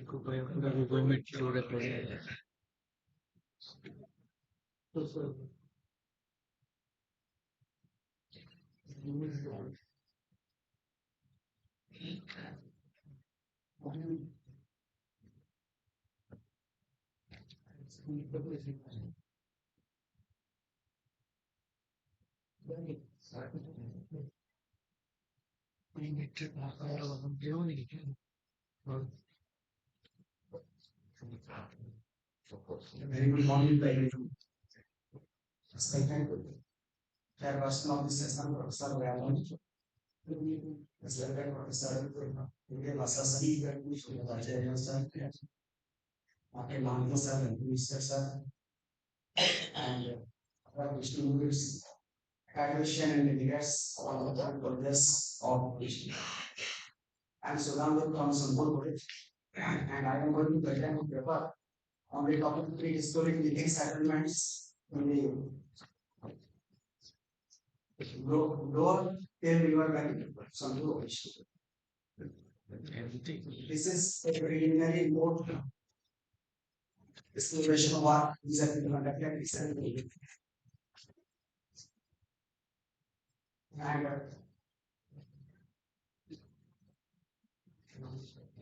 it is known to us that the river valleys of Odisha is very rich in historic settlements. So throughout Odisha, majority of river banks are having prehistoric settlements. The civilian sites and magnetic sites have been already found across the state. And this explorative finding and majority of sites are also related to various kind of tool types. Since from the early Stone Age up to the early historic period, a good number of sites have been reported by many scholars. And the discovery, so far the Paleolithic discovery is concerned, for the first time in 1863, Robert Scott laid the foundation of the prehistoric research in our country. And in Odisha, in 1876, the headline called after reported this stone instruments from Enkana, Onuri to Horizontal and Mustafa in South. Thereafter, the prehistoric research continued in our soil. However, the major river of Odisha, like Mahanadi and its tributaries. Mahanadi and its tributaries like Tel, Ong, and Jira, Kuliari, Girisul, and other river valleys are also very rich in prehistoric settlements. I am concentrating only on the Tel River Valley, particularly the lower Tel River Valley, beyond Tusra. So far, the prehistoric studies in Odisha is concerned, I have mentioned the name of some scholars who conducted prehistoric research from 1939 up to 2016 up to the time of Saurabh Pradhan. He goes in 1928. Then he withdraw in Kenosha district, G.C. Mahapatra. He discovered many sites in Madhuban, Kenosha, Sundargarh, and Sambalpur area, and Dhenkanal area. Thereafter, he came upper Chinese and then basic party in 1977. He explored some sites in the River Valley. S.P. Ota in 1982 reported 30 sites in Bagh and Rani River. Thereafter, Nanda explored in 1984 in Purvani district. Subsequently, Professor P.K. Vera in 1989 he discovered many sites from Brahmani Valley, and he also discovered 35 sites in Mali.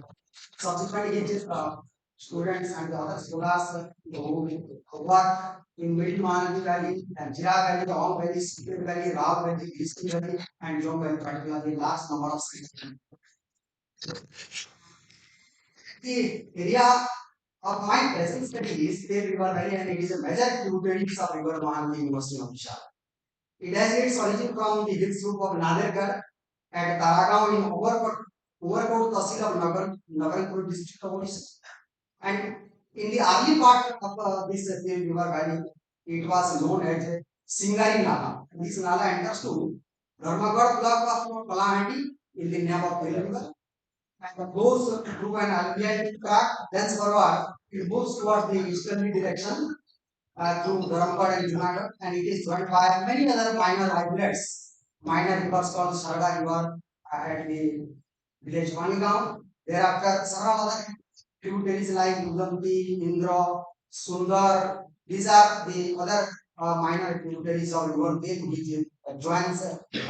which join them at the various places. And subsequently, the river flows toward the northeasterly direction, and it joined at finally to the river Mahanadi at Sanpur. These are only 10 sites. I have. I am trying to present only 10 sites. Out of these 10, 6 are Paleolithic sites, and the rest other are microlithic sites. The important Paleolithic sites which have been discovered in the lower coast here, Rotakandi, the geoposition has been mentioned there. It is located in the right hand. Rotakandi, Korla, it is also in the right hand. Basically, the right bank sites have been projected here. Rotakandi, Korla, Juli, Irla 1, then Bogad, Tulsikota is a very prominent site, then Dopla, and other microlithic sites are Kallajuli, Hikundi, Tundumal, Hatipahil, Irla 2, and Tulsikota. So, good number of artifacts have been reported from these sites, and their context has also been mentioned here. As many as 4 sites have been located in the Puri region. Some sites have also been located along the river bank. However, the location of the site very close to the rocky logs and the rocky outcrops cannot also be ignored. Some sites have been also located in this region also, in rocky log or rocky outcrop region. Then this is the side view of Dogla, and with the naturally exposed section of the side Dogla. Good number of Paleolithic tools have been found on the eroded surface of the surface sites of the Dogla site. Then it is another Paleolithic site of Bogad, located in the north, 3 kilometers north of the previous site, Dogla. And here the lithic composition of Paleolithic site. I have classified all those Paleolithic artifacts which have been recovered. Specimen of the sites have been 30-40 specimen I have actually collected from each and every site, and they have been classified into major categories like chopper and chopping tools. Some are black tools, scrapers, polyhedrons, bifacial tools, hangers, squarehead, index, and the hammerstone. And these are representing the percentage of various tools of the total assemblage composition. And the basic raw material which have been used in these Paleolithic sites are fine quartzite, coarse quartzite, in some sites dolerite, and some stone have been also noticed, and some sites also yielding the silicified rocks. And these are the chopper tools imported from various sites. These are chopper tools. Then indexes imported from Dapala and Bogad area. These are some index and pure one and hammerstone. Specific number 3 is hammerstone. The fourth one is the core scraper, and 5 and 6 these are all. It has been reported from Kallajuli. This is the specimen of all. Apart from these, some clusters of microliths have been reported from the side of Archaeological. This is the side view of Archaeological. And this is the densely clustered quartz artifacts reported from this side of Irla. Microlithic artifacts which have been scattered on the surface of Tulsikota. And the composition of microlithic sites, particularly, I could not make it properly. Actually, almost all the sites have not been projected.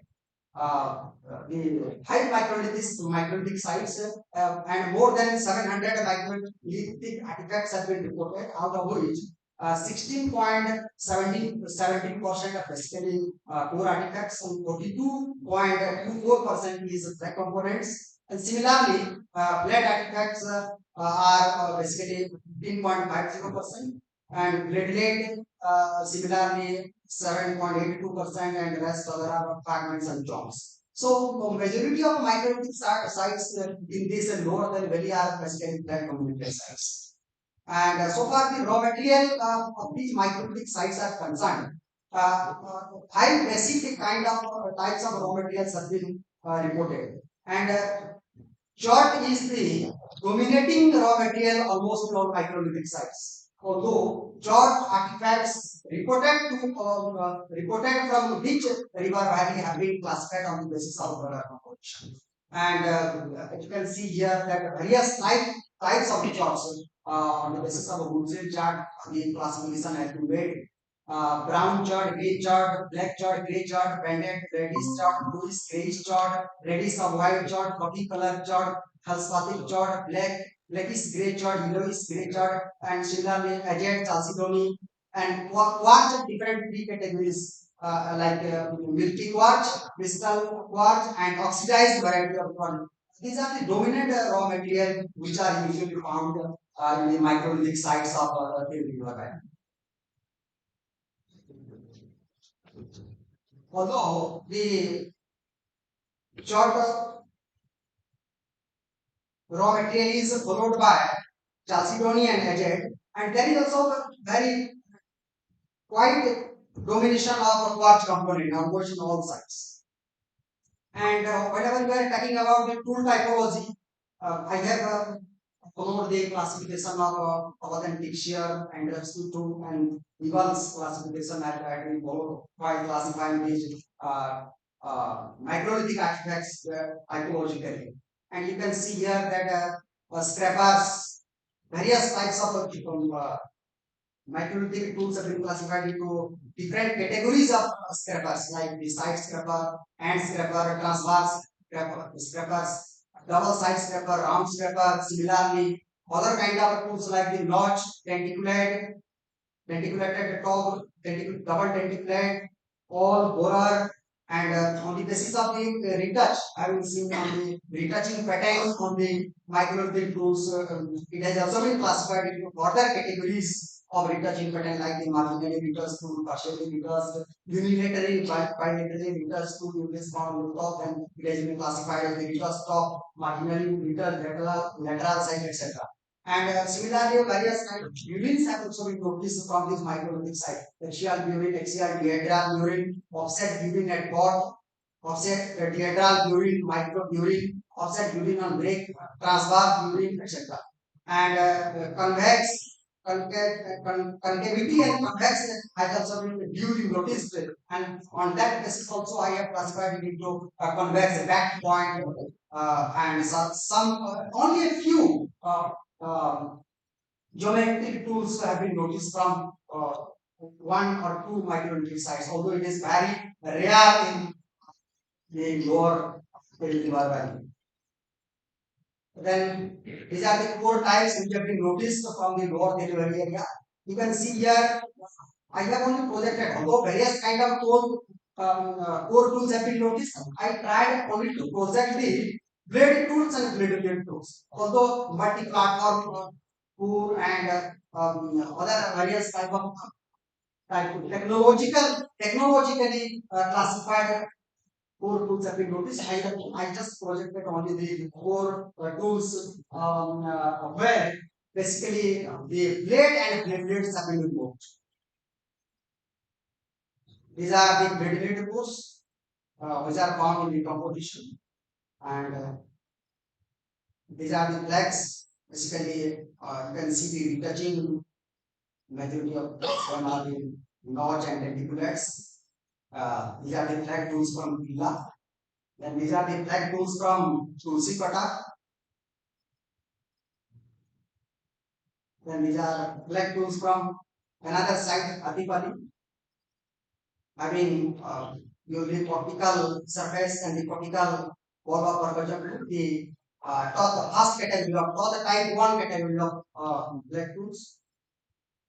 These are the quartz blades reported from various sites, having retouching on both sides. These are blade tools from Kerala and Bikundi region. And just a general observation, the prehistoric sites of the River Valley. It is true that the River Valley has its own significance in archaeological point of view. And prehistory, the significance of the River Valley is we know large number of early historic sites have been reported by Professor Baba Misra from this region. And prehistoric sites are also widely distributed in various geographic contexts. I was mentioning about the hill slope in four basic geographic context, like along the river banks we will find, then along the foothills we will find, then the rocky rocks and the rocky outcrops are also having such kind of microlithic settlements as well as the paleolithic sites. And the landscape was excessively exploited by the prehistoric people from the Paleolithic period to Archaeological period that can have had. And the quartzite is the basic raw material. Although we do find some sandstone in many sites, yet quartzite has become a dominant raw material in the Paleolithic sites, and the chort and quartz are the dominant the microlithic sites. Microlithic artifacts are sometimes found to be the heavy duty tool like chopper and chopping tools. Sometimes indexes are also found here. And we do not encounter any kind of sites associated with ceramic. No microlithic sites in this region have been found with a ceramic component. That is why almost all microlithic sites are in ceramic. So majority of sites are black dominated and very less production of one side is yielding some carbon sand isosceles triangle, and rest of the sites are simply neglecting the geometric microliths. That's why we cannot consider it as the Mesolithic rather than simply it is the late middle Paleolithic or upper Paleolithic component. So prehistoric sites, what I have already spoken, the river bank, will sometimes pediment areas also having the thick and the microlithic sites. I have also noticed that a large number of sites in this region have been disturbed because of the heavy irrigation very close to the river bank. Lift irrigation facility has been provided by the government of Odisha to this region. Therefore, a large number of sites close to the river banks having been naturally eroded, exposed section have been destroyed because of the heavy agricultural activities, as well as some human factors are also responsible for the destruction of these sites. Heavy erosion sometimes have also made its destruction. So this is all about the Paleolithic and Mesolithic, microlithic sites of lower Ring area. This was only a preliminary observation. The project is going on. Upcoming time, more and more information can be highlighted in this matter. Thank you, Richard. Thank you for the prehistoric significance of Tel Valley. Yes, we had very extensive study on that. And since morning we are hearing almost 5 presentations. All are really excellent presentations because it gives a very good information about the prehistoric scenario of Odisha. I think we all benefited by the rich and more extensive exploration was carried out by the scholars. I think particularly for me, it is a learning to me to understand the prehistoric scenario of the recent trend of the prehistoric scenario in Odisha. So really, it's all wonderful presentation. I think all should be congratulated for their excellent presentation. I think yesterday Professor Vasa was talking about 30 years before. There is much studies not carried out on prehistoric in Odisha, and now this didn't come true because there are young scholars I can see here. They made so much extensive studies. I think now I think it's a great eye opener to understand the prehistory of Odisha. I think this tempo will go up further to take more and more extensive study, micro as well as macro study, to understand the real gravity or real picture of the prehistory of Odisha. Thank you very much. And also, I thank you the organizers for giving this opportunity. Thank you.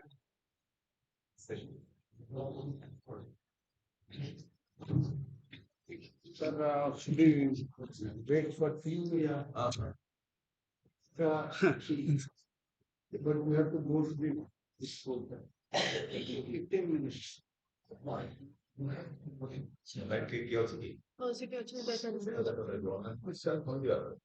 कल तो night में sir नाम sir भेटটা अपन Say through the presentation.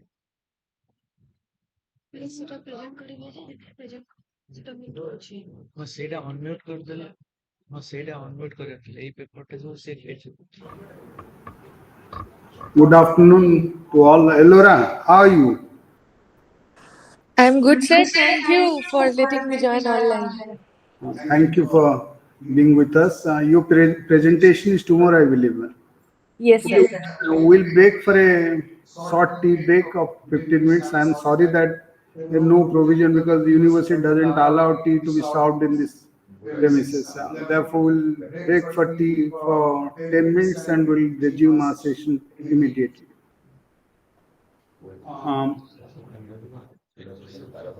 ଆଉ ଗୋଟେ ଏଇଟା ଚାଲ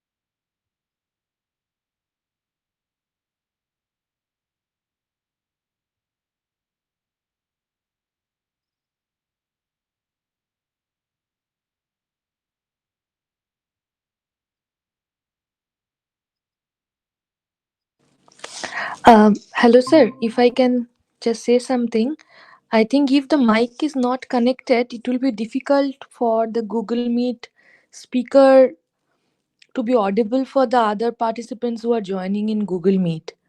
So maybe the device there needs to be connected with the microphone or the mic system, and only then the Google Earth can be connected.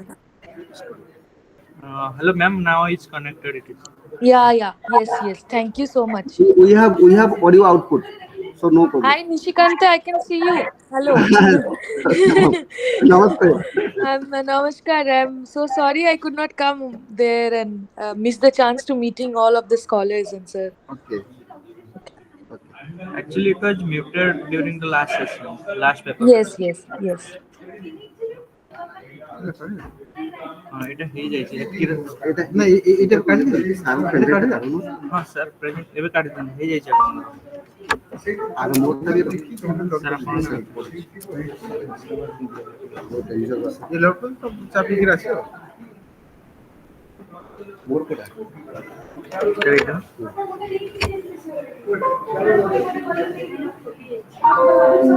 Sir ଆପଣ ଦେଖି ଦିଅନ୍ତି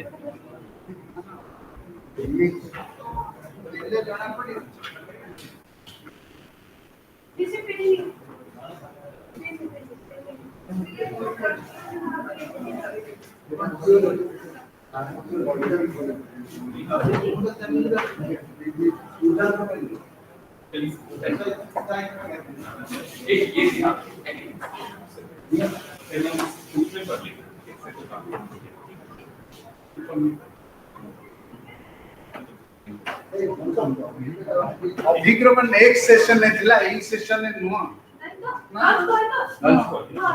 launch ପରେ ନୁହଁ pre launch କିନ୍ତୁ ଏ ସେସନ ପରେ ତା ଟ୍ରେନ ପରେ ତାପରେ ଆମେ ଦେଖିବା ଏଇଟା ପରେ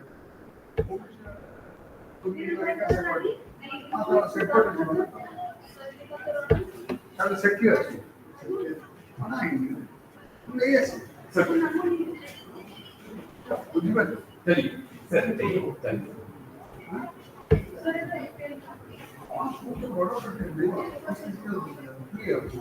କଣ ଦରକାର ଏଇଟା କିଛି ଅଛି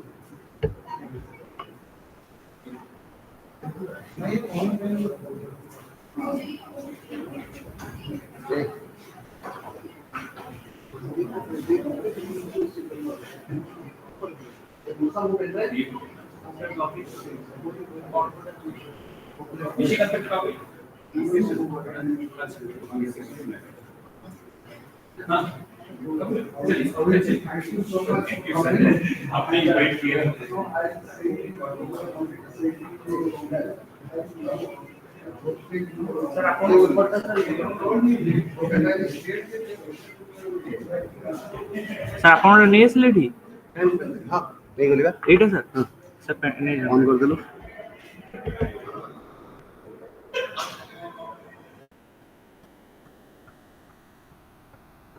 ଏଟା ଛୋଟ କଣ ଦେଖାଯାଉଛି স্যার বড় କରିଦେବି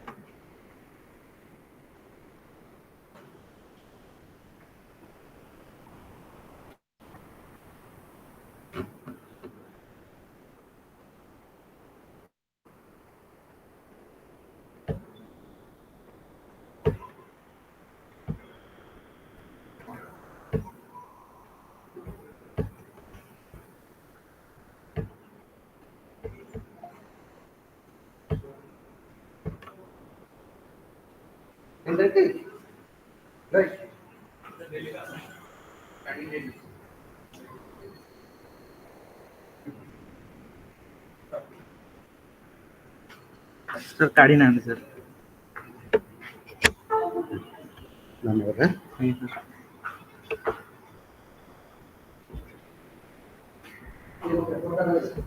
স্যার ସିଟ୍ ଥାଉ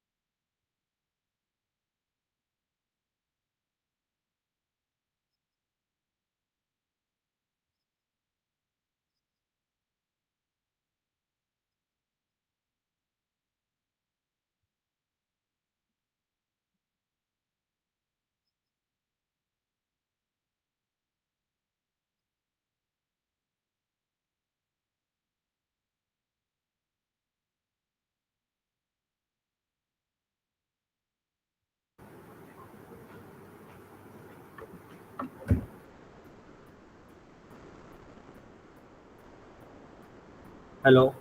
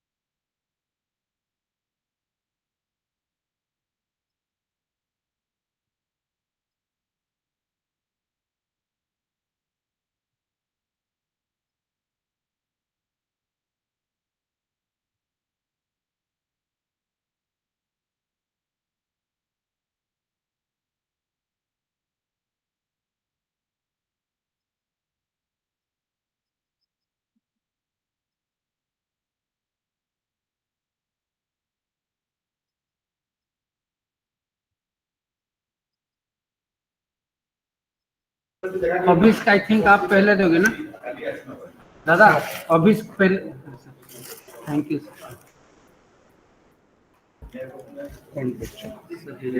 actually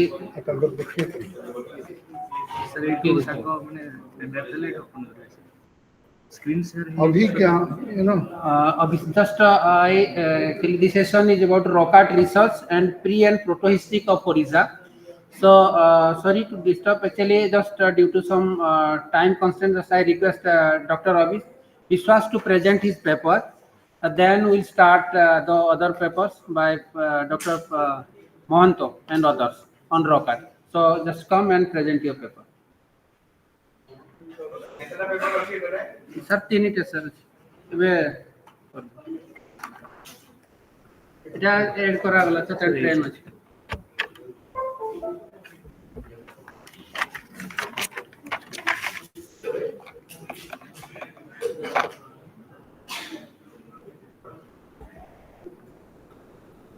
Hello.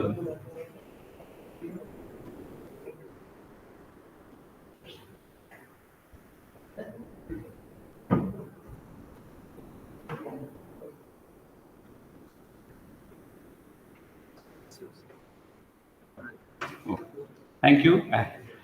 So, good afternoon, respected Basa sir, respected Mohanty sir, respected chairpersons, and all other delegates. Myself, Avik Vishwas, I am Assistant Professor, Department of Anthropology, Vidyashakar University. Today, I am going to present a paper on theistic investigation in the Kharla River Valley, Western Odisha, a geoarchaeological approach. This Kharla River actually is a third order tributary of river Mahanadi. The first order tributary is Eve and second order tributary is Beden. And this river is almost 65 kilometers and it flows almost 56 kilometers in the Kuchinda subdivision Shambhalpur area. And this river flows from east to west and receive water from many low other seasonal streams and streamlets. And during the summer, the river becomes dries up, and during the rainy season, it becomes torrential. And this is the study area. This is Kuchinda Kochinda's area, and it is from 50 kilometers from Jharsuguda railway station. And this eastern side there is a Brahmani, and there is a western side there is a Mahanadi, and this is a strategic geographical location. But although this huge number of sites, almost microlithic sites, 450 number of microlithic sites already reported in this Odisha, and most of the sites in this Brahmani and Mahanadi river. So that's why I have chosen to work in this Kuchinda area and then this Kharla river to understand the potentiality. So if we come to the previous research of this area, there is a one fieldwork was conducted by my gurus, there's a Bhattacharya and S.M. Rasesar in 1988 to understand the potential, archaeological potential of this area. That was a cursory visit, one-day visit, and then report was published in Panorama Volume 12. And another Jaishankar Nayak, who was a student of P.K. Mehra. During his MPhil dissertation, he worked in this lower Hidden Valley, which is Kharla mixed with Redding. And then again, report was published in 2005. It's a small report, and volume 35. Except that, not much report has been found from this Kharla river, though huge number of scholars worked in this Brahmani and Mahanadi river valley. So keeping on mind, so mostly this objective of this research was to understand the geomorphology, geoarchaeology and environment of the Kharla basin, and also try to understand the raw material exploitation strategies I will show. And then third objective was to develop an understanding of the lithic acid bed by analyzing various attribute analysis methods to understand the typotechnology and morphological variability. If we come to the geomorphological background of the basin, then Kharla basin is primarily an erosional basin carved out of Precambrian Proterozoic rock. This is the Neogene phase under the monsoon climate. The Mahanadi River acts as the main base level of erosion for main streams like Kharla and Redding, and it's quite likely that geological structures such as faults, holes, fracture, and hard block lithology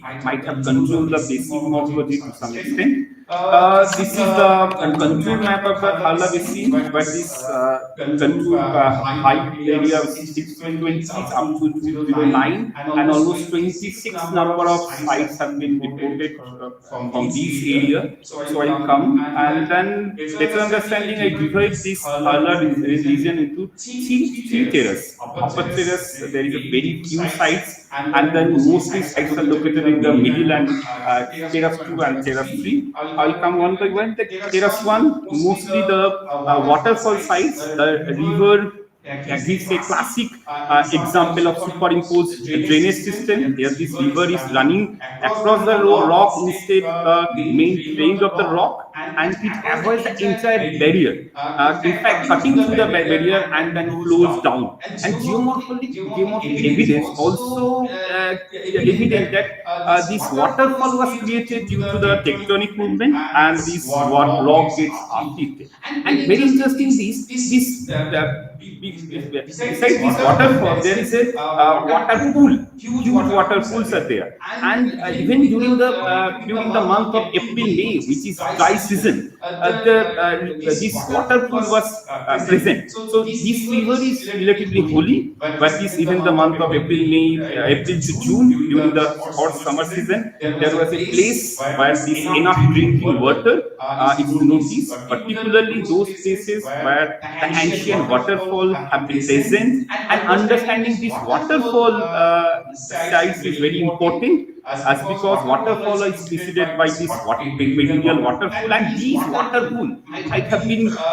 source for perennial water source for even the prehistoric man, and even the during hot summer, and this is full of different aquatic fauna like fish, turtle, and this is even present day community also exploit this water system. And then terrace 2, mostly this lake artifact, though it's one site only, is associated, and these lake artifact associated with repeatized gravel bed, and these lakes is highly weathered, and there is a weathering ring is also present. And terrace 2 is divided into two zones, terrace 2A and terrace 2B. And this terrace 2A zone, number of quartzite like quartzite and then quartz. It's very interesting that many quartz bed is present in this area. And then when I search for this microlithic, I found that quartz is a raw material, is the highest percentage, almost 85% raw material used for making microlithic is a quartz. So they use this quartz bed for this manufacturing this microlithic. And this is the terrace 2 zone V. Mainly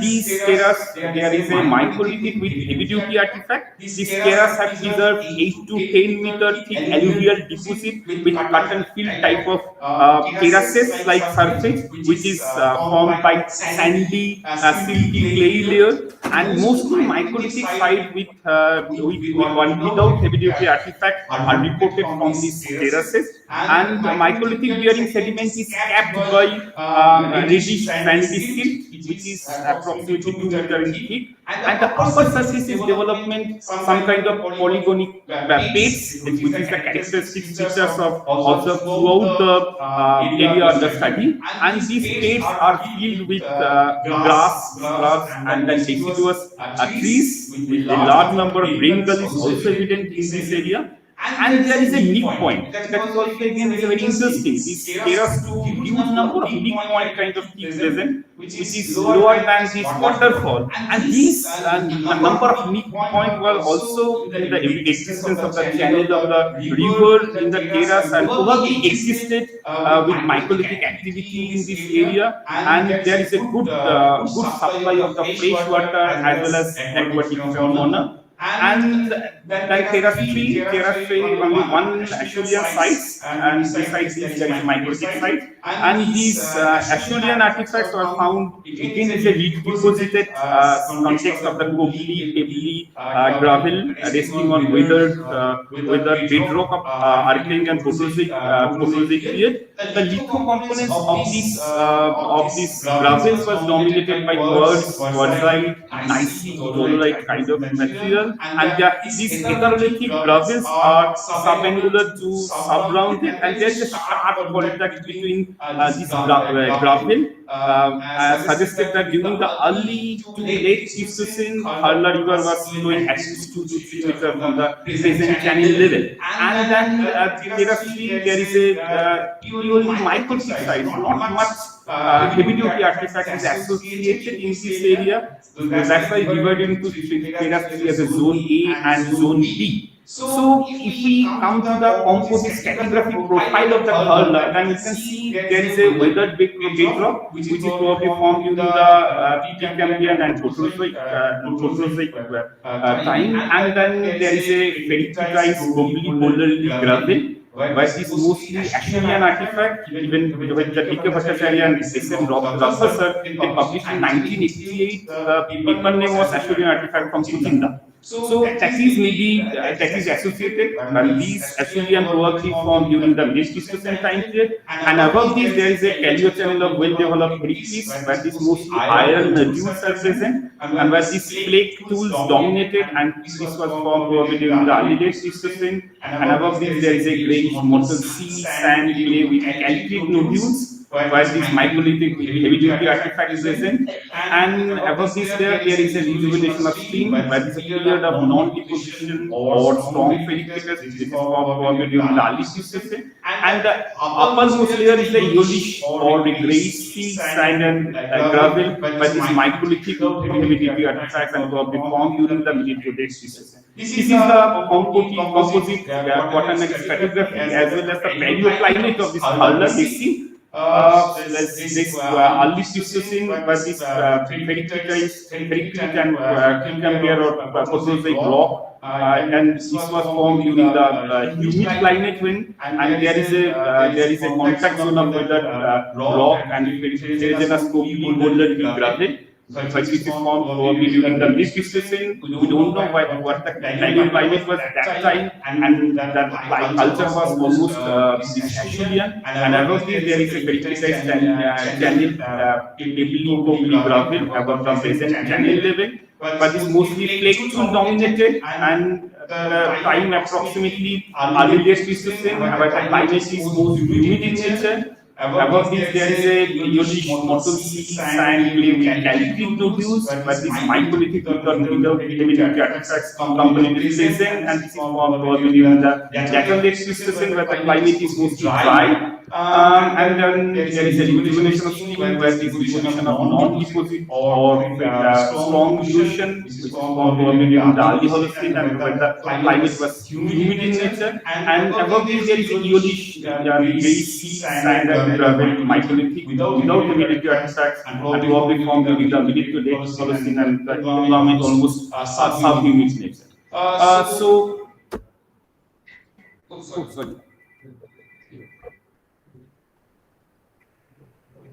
Sorry, 1 minute.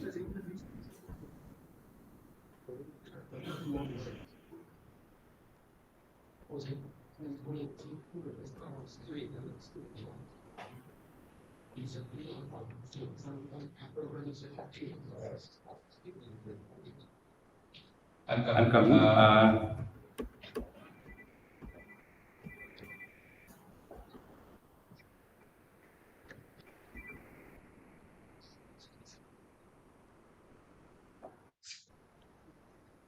So intensive exploration was carried out both the banks of this Harla River and adjoining area under the Kutinda subdivision. As a result, 26 microlithic sites have been located, and most of these sites is associated with microlithic with or without heavy-duty artifacts. Where this Odisha has already a large number of microlithic sites associated with microlithic without heavy-duty artifacts. Among these 26 sites, 19 sites belong to the Group 1 category, where this geometric and non-geometric microlithic without heavy-duty artifact, and 7 sites is Group 2, where this evidence of microlithic and heavy-duty artifact. So this is the division, 26 number of sites. This is the geocoordinates, and then there is a microlithic, purely microlithic sites, and then microlithic with heavy-duty artifact. And this is the geomorphic landform, and these 26 number of sites. And these are the artifacts collected from these 26 number of sites. Almost 10,858 artifacts have been collected from these sites, and mostly these flake artifacts, which is percentage 30.18%, and followed by some ore and good number of bladelets, small bladelet artifacts, which is almost 7.77% of artifacts, bladelets artifacts are collected from these 26 number of sites, and some plates 1.48 number of artifacts are collected from these 26 number. These are the bar grams showing the frequency percentage of this artifact. And then this is the raw material exploitation strategy, where this interestingly this quartz material, which is maximum. These people exploited this quartz material, which is percentage almost 84.07%. And some followed by some chert. There is a mini chert, black chert is dominated. Beside the black chert, there is mini chert and many other chert, and a few percentage of opal and other category. But whatever we find that extensive use of different raw materials have been exploited by this this man, and this is the bar graph showing the frequent percentage of the various raw material. Now we come to the typology, macro assemblage composition of the reported 26 sites within this microlithic industry of the study area contains a varying proportion of the research tool and implements. A total 42 broad categories of tool sites have been identified at the Mesolithic sites of the Khalda Valley. However, it should be noted that in the category of heavy-duty artifact, chopper chopping tools, scraper, picks, and a few ringstone exist. Besides, there are also several specimens of partially backed and retouch tool, and some blanks with secondary retouching occur in flake, blades, and bladelets. Based on this type of retouch mark, three broad categories of tool type may be recognized. That is retouch category, back category, and geometric tools. Interestingly, while flake blanks have extensively been utilized to convert in them into various research tools like burin, scraper, notch, and lenticulate tool. And then backed and geometric tools mostly occur on blades and bladeless blanks. However, out of total 712 finished and semi-finished tools recovered from these 26 Mesolithic sites, 58.43% appear to be flake, 35.07% on blade, while only 6.50% on blade. This suggests that bladeless and flakes prefer for tool manufacturing over this. And if we come to the technology, these sites in the Harla are characteristically factory site, which is observed by the occurrence of the finished and semi-finished tools, cores, flakes, blades, bladeless, and core dressing flake, and numerous waste products on their surface. The overall assemblage composition reveals that flakes are dominated in the entire blank group. This is also shown that almost all the core samples collected from the sites were meant for blade production. There is a good percentage of fluted core present in the discussed assemblage, which indicate that among the various blank form blades and bladeless have been maximum utilized in the production of tool. This would naturally lead to assume that nodules and tables were first utilized in detached flake from it during the process of core dressing, and when it is reduced in size, blank were taken up for the core after preparing one or more platform at suitable places, and probably when the core was further reduced in size, it was utilized for bladeless production after necessary preparation. So thus the available evidence suggests that the core reduction process was much in the use of the discovered Mesolithic site in the Khala Valley. And looking at the research curve, it seems that in most cases the napper adopted pressure flaking technique. Now come to the tool typology. In the present category, there is a clear predominance of notch tool, which is almost 32.76%, followed by various types of scraper, 33.87%, and then burin, and then other tool category. And similarly, back tools were mainly represented by various type of back point, followed by truncated element and other backed element, and some geometric microlithic like lunate, high percentage, followed by these triangles, and fairly represented by Mesolithic industry of Harla Basin. And there is a few specimens of typical and atypical trapeze. So now come to the observation. The Mesolithic industry are not only adequately represented in the area, but also exhibit some new features and excellent tool tradition, which increase in the importance of the region for Mesolithic research. Stratigraphically, the artifacts have been found associated with erosional surface covered by loose, sandy, silky clay of reddish brown color associated with ferriticized lateritic pellets or calcite nodules. So, two episodes of gravel deposit, one is loose and second was compact, were observed in the present channel. The formation of the calcite and then ferricite also very interesting, as because this arid part of this peninsular India where this calcite is associated with dry environment, where this ferricite is associated with the humid climate. So it has been suggested that occurrence of the rich microlithic straters, the overbanks, flood seals indicate that flood was occurred with long break into flood event, and such break favored soil formation and stability in the flat plain surface. And over this stable surface, this microlithic activity took place during the latter Pleistocene. So there is many limitation. I'm not going to the details. So now come to the conclusion. This Harla Basin can be categorized as a favorable geo-environmental niche for early man's activity almost throughout the late Pleistocene and early Holocene time period. And these will provide additional knowledge of the cultural ecology of microlithic sites, which are abundant in the Middle Mahanadi Basin of Odisha. And this Harla developed within archaic and proterozoic rock, has preserved thin late quaternary colluvio-alluvial deposit with excellent microlithic culture as old as 20,000 years before present and as probably as young as 3 to 4,000 years before present. And this area has highly potential for refined hypothesis by using absolute date and details excavation from fused microtic site. I'm just showing some this core, looted core, and then some blade plates, and some the crescent, some points. So and then heavy duty artifacts. So I should acknowledge Center for Archaeology, which when I was working almost 11 years, I conducted this field work, and without Professor S.N. Rajguru, definitely it is not possible. Sir helped me a lot to understand the geoarchaeological perspective of this Khalda basin, and definitely Department of Anthropology. Thank you for patience. Thank you, Dr. Biswas, for this presentation. Actually, if you see the Kharla Basin or Bhadan Basin, actually the Sundargarh region, you find more quartzitic, the quartz material is more in comparison to other, and this is about the heavy duty tool association with heavy duty tool, because earlier we have a concept that most of the Mesolithic site or microliths are associated with heavy duty tools, but by due to new research, new findings or survey, the things are coming out that we have also sites without heavy duty tools.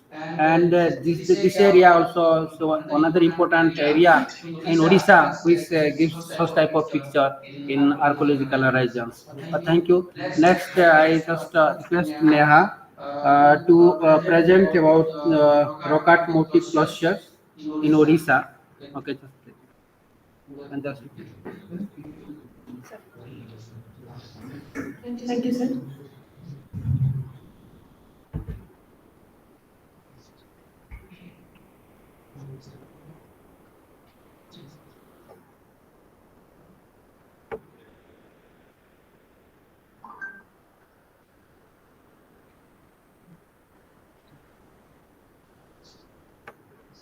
Good afternoon, everyone. President, Dr. Garnaik, and other dignitaries. My dear friends, my topic is an analysis of motif cluster in rock art of Odisha, and I'm going to talk about only few sites like Ulapgarh and Rajwahalusha, where I have done my PhD and other post-PhD work. And though we know that Odisha rock art is very one of the prominent research area so far as Eastern Indian rock art sites are concerned, and most importantly, in Odisha is very different than because of its large number of motifs and patterns are intricate and symbolic than representation like we find in Chhattisgarh and Jharkhand. So when I started working on this, I faced many problems regarding how to divide, because it's quite easier than this because when you have a representation, you can divide it in a particular representation 1, 2, 3. But in Odisha, it's very difficult. And when we will talk about like this one, uh, uh, like this one, or this is from Ulapgarh in Jharkhand district, which is a well-known site, and Archaeological Survey of India has surrounded, made a protection wall to protect the panels. But when I started working on this, it was very quite difficult for me to divide this and understand it, and to make a sense what could be my plan of work. So one thing I did was to classify this panel into cluster, which I did in Rajbahalu Shakuti groups also, so to understand that where the maximum clusters are there, like in the center of the panel, or in the right hand, or the other end of the shelter. Sometimes it is just on the roof area. So each section is divided into clusters, like this one section, like this particular section is divided into 11 clusters. Only this particular section, there are 6 sections in Ulapgarh in my study, and each section has this section has 11 cluster, and likewise we have 400, 500 figures. It's categorized in each section and then each cluster. So for example, this one is cluster 1, and this cluster 1 has many figure. Now I've just what was my plan to, I have got this suggestion from Uma sir that why don't we study the motifs which are associated with one each other or close to each other, and then with methods like de-stretch and imaging, we have deciphered some of the images which was not.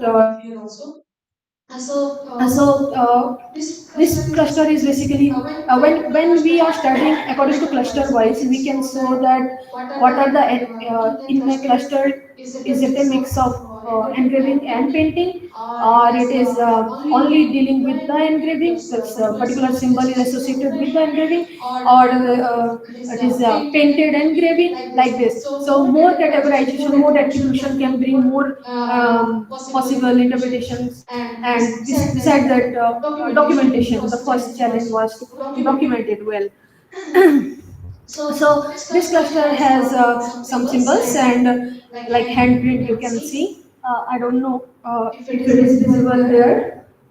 And there is a plant motif, and if you see the particular motif in that cluster, like this one, this plant, it has a branches and leaves, and but if you will see in the bottom side, the root side of this plant, it is a diamond shape pattern which is there.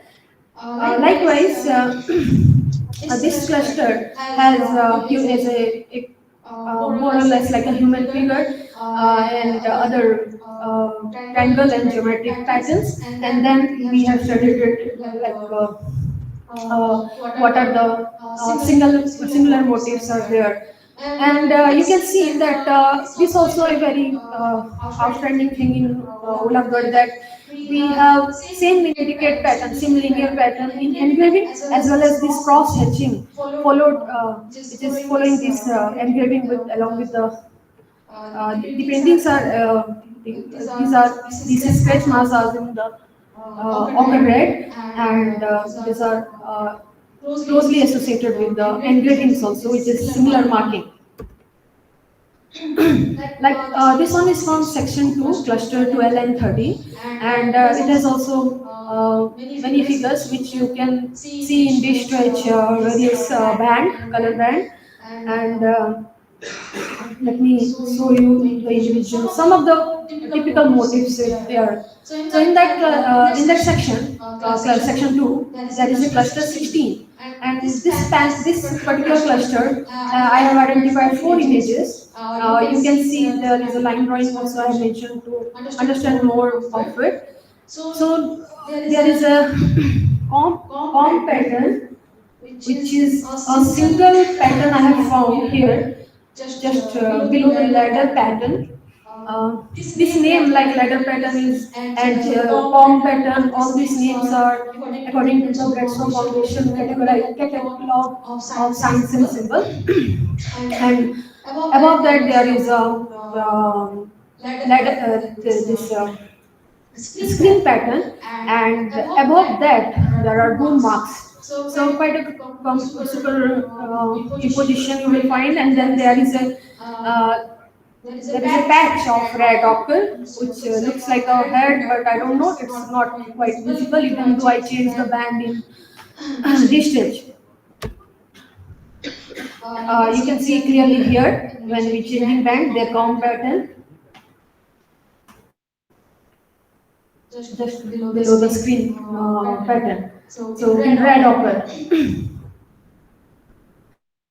So this one are typically similar to each other, but this one is different in section 3, cluster 18. This specified pattern is monochrome red ochre, and this in section 2 in cluster 13 you will find this one, which has a red ochre applied in first layer, then white ochre to make it visible. And this is bichrome. This is the bichrome.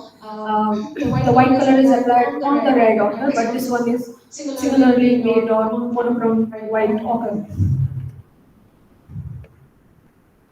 This is I couldn't find the reference of this image, and this look like a mythological figure to me. But I don't know this could be possible. I will look forward the comments of you so that I can figure out. This is a bichrome of red and white ochre, unidentified mythological figure. I have, and there is a in the tail section there are two oval shape engraving also we have found.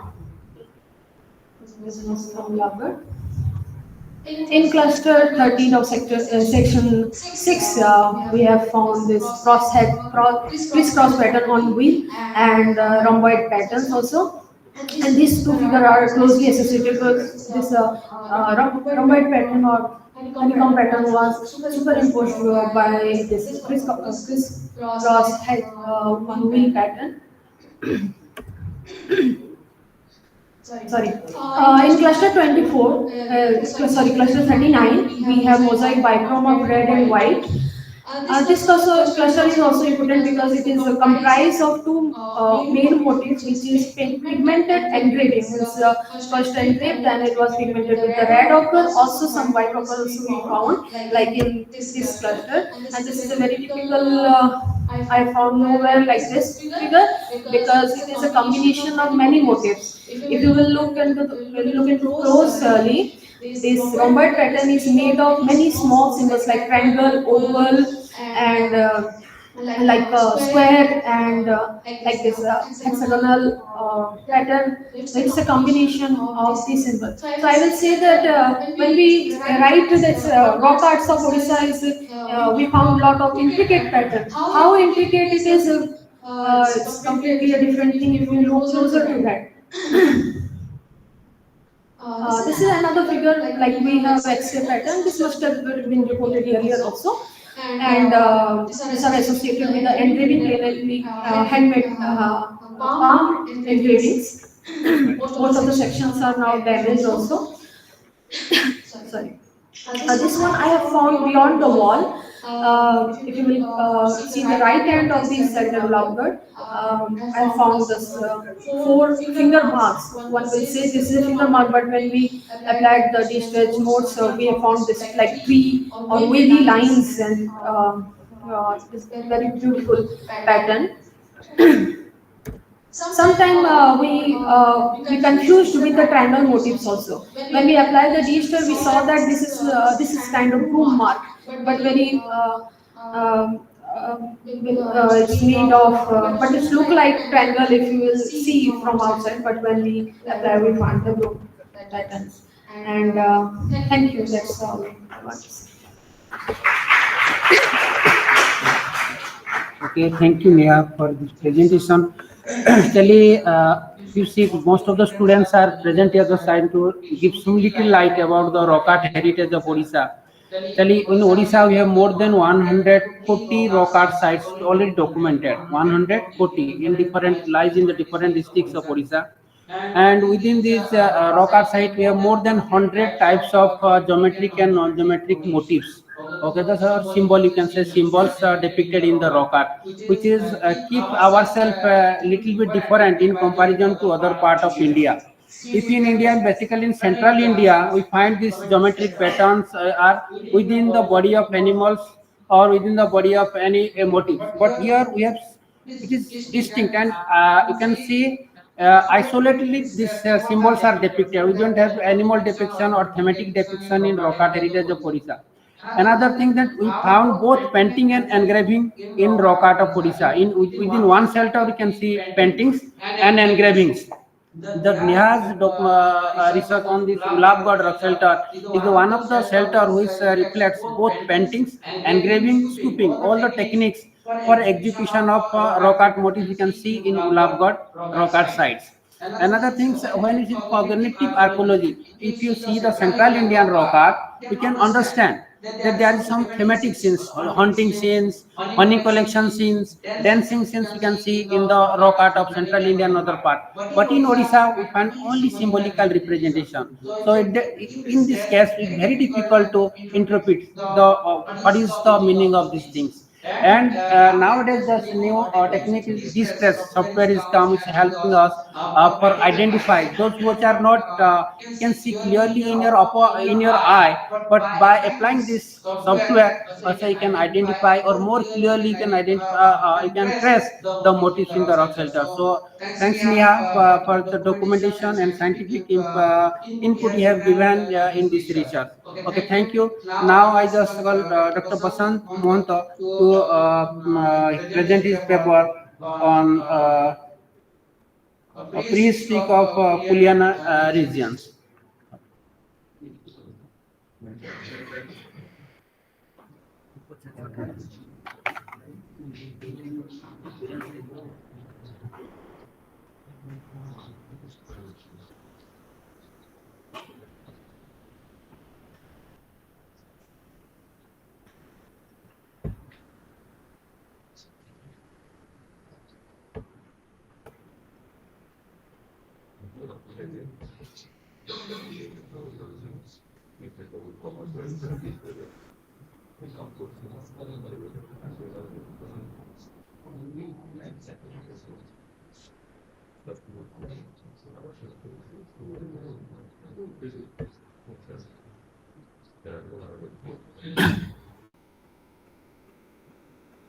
Good afternoon to all. Respected Professor Basa, my teacher, mentor, critic, and well-wisher, Professor R. Mohanty, Professor Baba Misro, Dr. Godnaik, and all the present members in this house. So, since morning, we are discussing on different aspects of prehistory covering the different area. So, this particular topic, what I am going to discuss, is from the northern part of Odisha. So, before discussing this topic, I would like to give a brief introduction about this particular site. As we all are aware that Odisha, and with special reference to northern Odisha, is very rich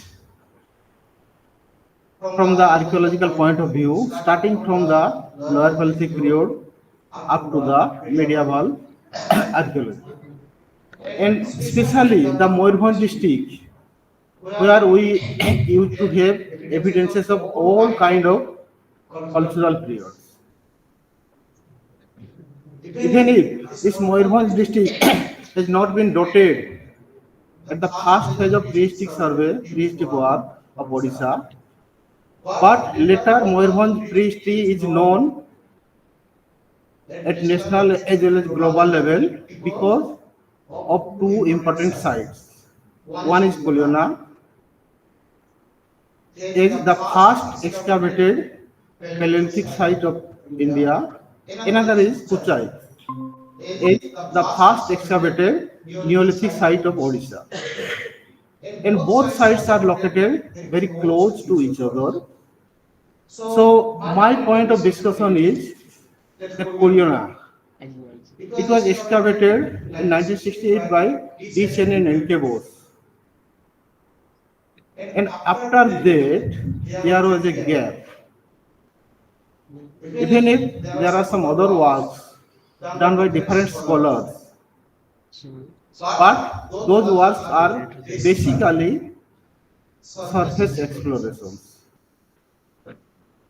So, even if I am working in this particular district since last 20 years, in my PhD, this particular district was one of the important area. But that time my focus was on Neolithic and post-Neolithic cultures, where I have basically focused on the western part of Similipal Massif. So this particular work was not focused that particular time because my topic was related to Neolithic. So now I am focusing on this Paleolithic and this Kuliana because recently I got an opportunity to work in this site. So since last 1 year, I have started working, and whatever I am going to present here, that is purely based on my own experience and recent experiences. So my focus is now to explore more and more sites without disturbing, without collecting the artifacts, unless until it is highly required.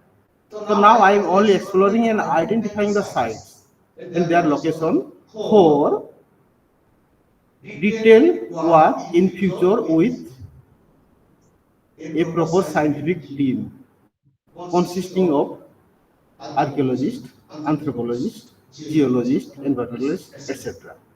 So, from this point of view, I am exploring, and that part only I am going to discuss in this particular presentation.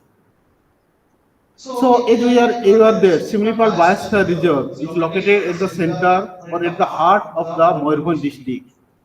And all the archaeological sites of Moyurbhanj, if you will see, are located around these biosphere reserves.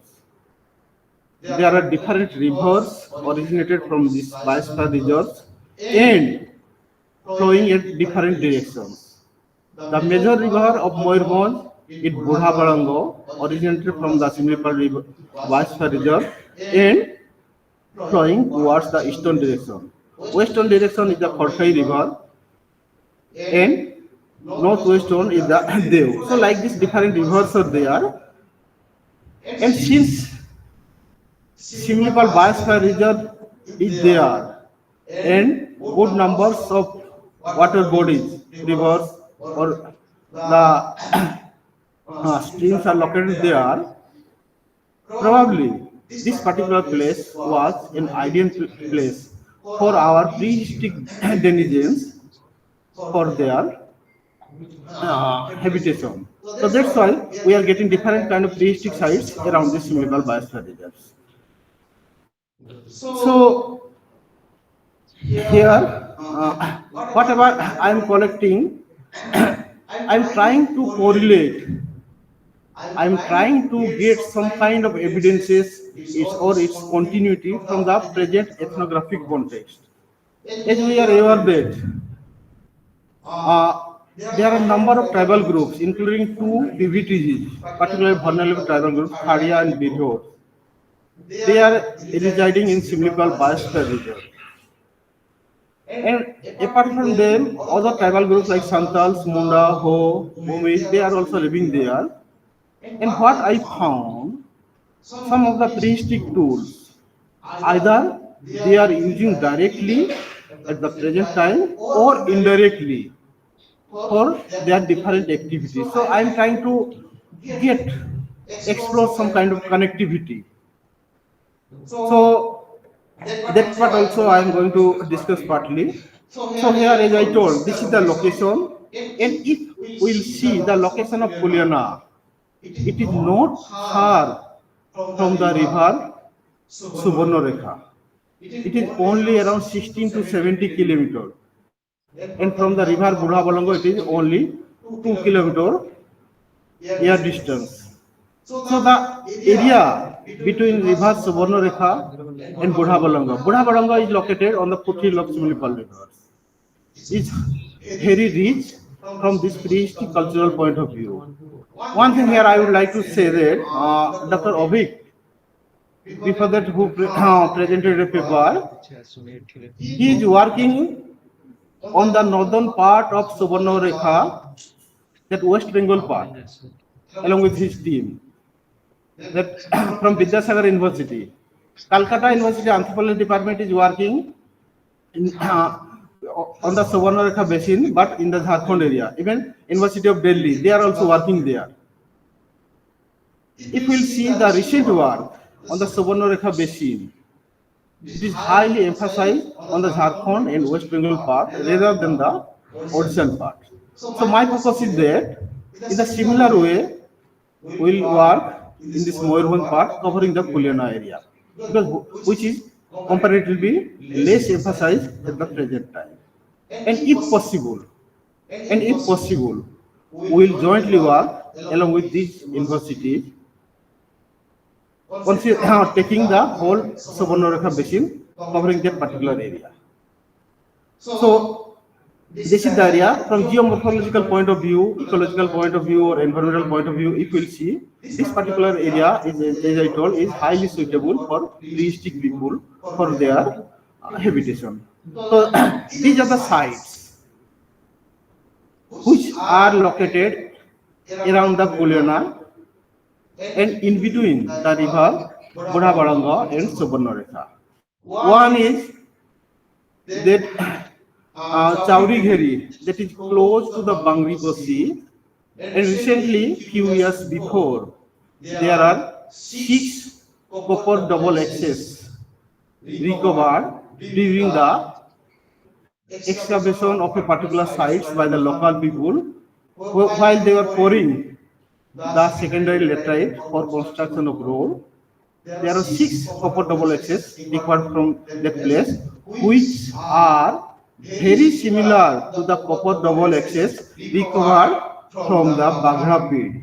And the distance, air distance of Baghra pit to this particular place is around 15 to 16 kilometers only. So Baghra pit copper double axes are well known, well reported, which are presently housed in Baripada Museum. And these particular copper double axes are now stored in Baripada Treasury. I have tried to get these materials for more analysis, but unfortunately, till now, I have not got this chance. Next to that is Korabaria. Korabaria is very close to this Koreana, and this particular site was reported earlier for its Paleolithic tools. So here, while they were excavating a pond, the Paleolithic tools, including the chopper, cleaver, and hand axes of quartz and quartzite, were found from the in situ, from the sections. And after that, several people visited, and out of that, some are reported and some are not reported. So I have visited that particular site for several times, and I have also collected some of the evidences from that site. But unfortunately, this site is recently disturbed because of expansion of that particular pond or renovation of that particular pond. So now this site is almost destroyed. Coming to the Kuliana, as we know, that was the first excavated Paleolithic site of India, excavated by D. Chen and N.K. Bose in 1948. So, during our recent visits, and thanks to Professor Basa, thanks to Dr. Sushant Gaur, thanks to Dr. Gornaik, the chair of this particular session, and thanks to my student who is present over there, Mr. Manu Naik, they helped me, they visited to this particular sites, and gave me different suggestions. And accordingly, we are planning for our future works. So, if situation will permit, hopefully, we are going to work in detail in this particular area. So, we have revisited the excavated sites. And also, we tried to get some additional evidences from this site as well as its neighboring area. So similarly, another sites that are purely reported for the first time by me with the help of one of my friends from that particular village. That is Nevadi.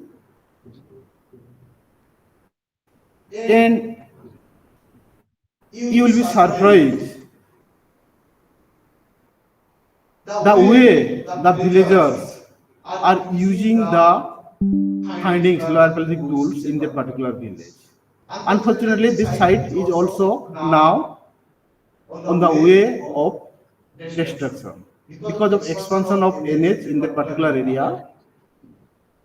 They have dug, they have excavated the particular area, and site is under destruction. So next is the Kuchai. The air distance of Kuchai and Kuliana is not more than 2 kilometers. And the site, this Nevadi, from this Kuchai Kuliana excavated site is only 700 meter air distance. So if we'll see this particular complex, where we are getting evidences from the beginning of prehistoric time to up to the Chalcolithic period. So from this point, it is very rich sites. So now I would like to show some kind of picture. So this is the site of Kolabaria. This is the recent picture. This is the tank. What now they have excavated recently. This is the area. This is the tank. And now this site is destroyed. And these are the findings what we found. So we found some of the Paleolithic tool indexes of different variety from the section in situ, and some are exposed on the surface. These are from the Kolabaria. So see the stratigraphy of this particular area.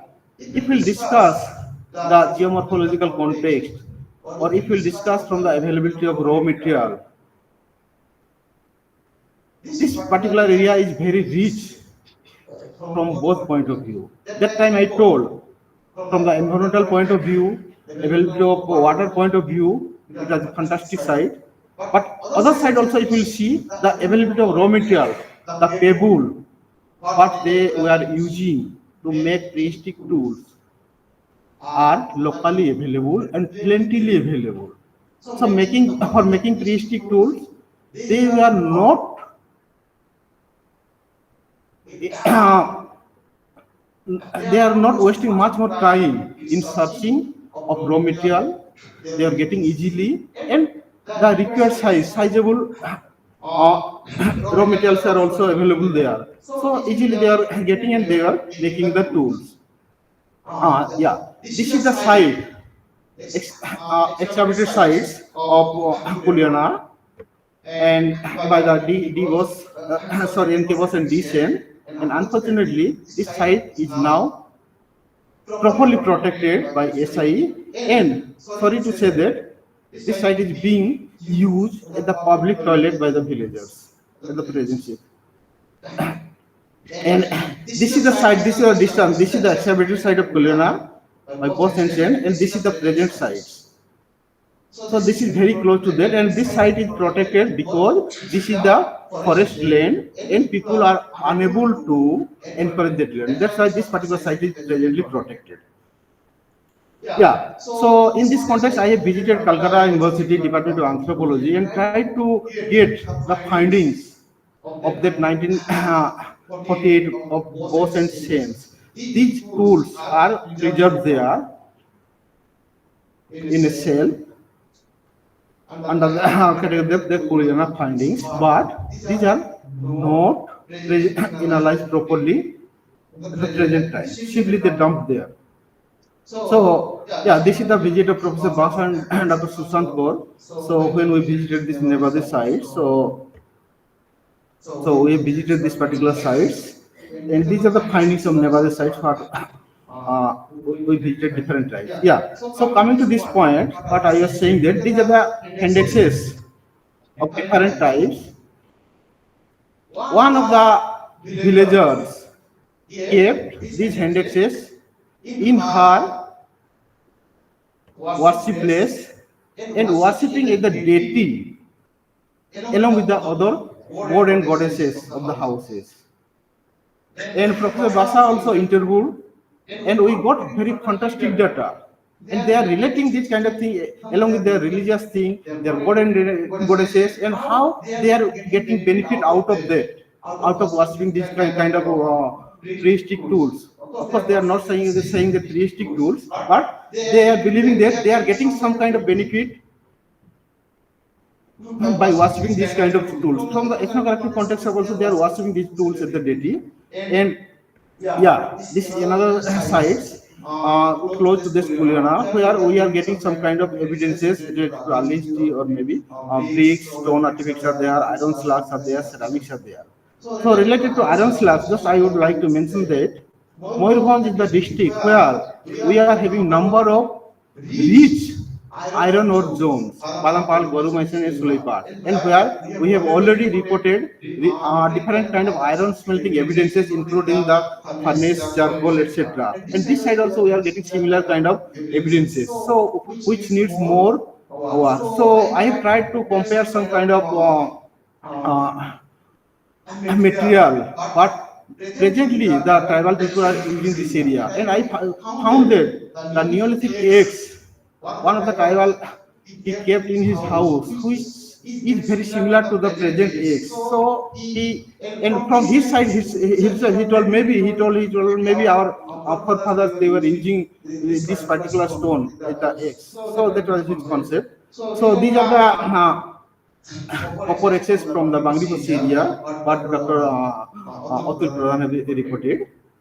Yeah, thank you. So my chair is already indicated me to end of this. So thank you. So now my point is that now we are looking for the collaborator because we are uh, planning to have a better work in this particular area. Thank you. Thank you, Dr. Mohanto. Actually, this time is very short, so just I call Nishikant to present his paper.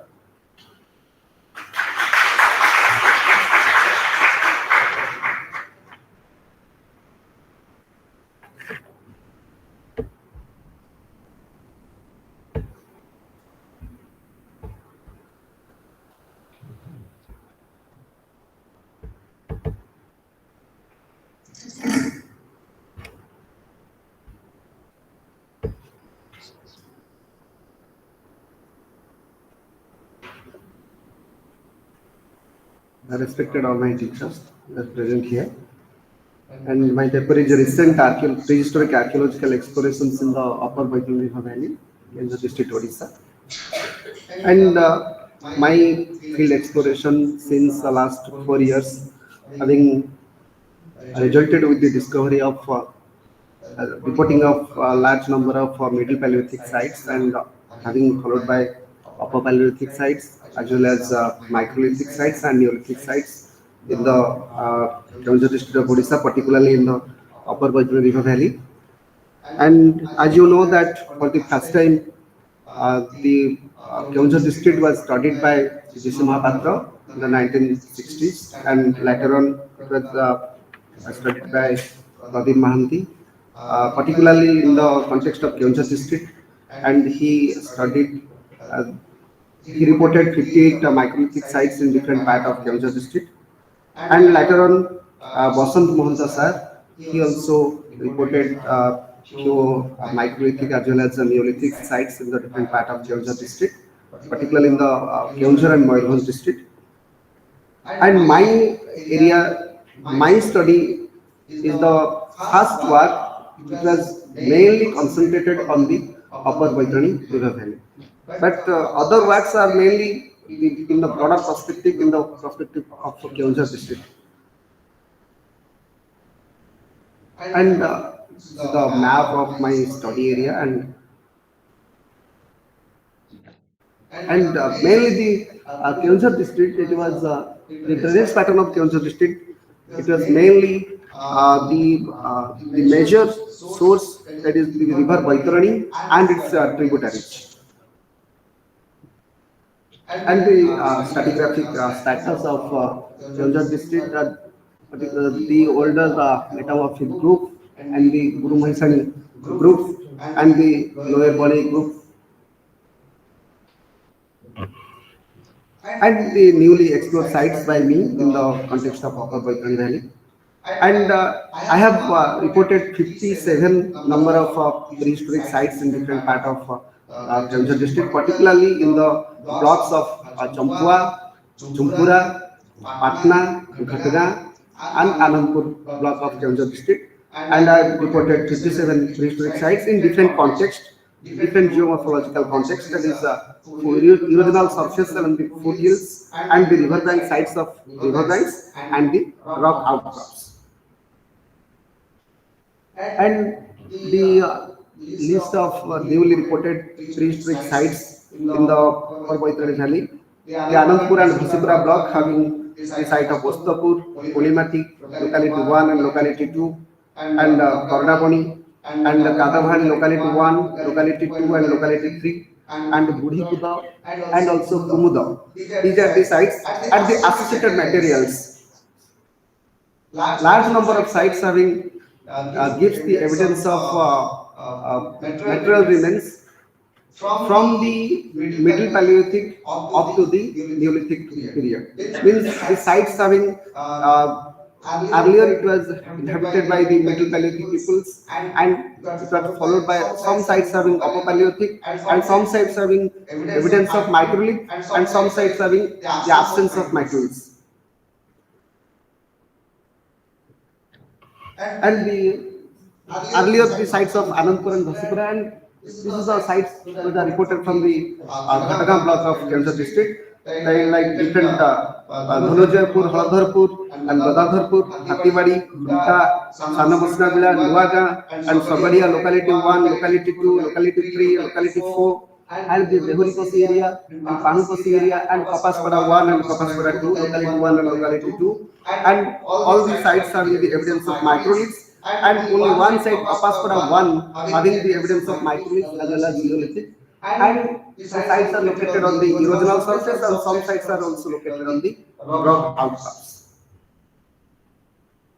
And these sites are located, these sites are reported from the Patna block of Keonjhar district, the Musagiri 1, locality 1 and locality 2, and Kadavah and Umudavahali locality 1, locality 2 and locality 3, and the Pichlabeda locality 1 and locality 2, and Kendupada, Angpura locality 1, locality 2 and locality 3.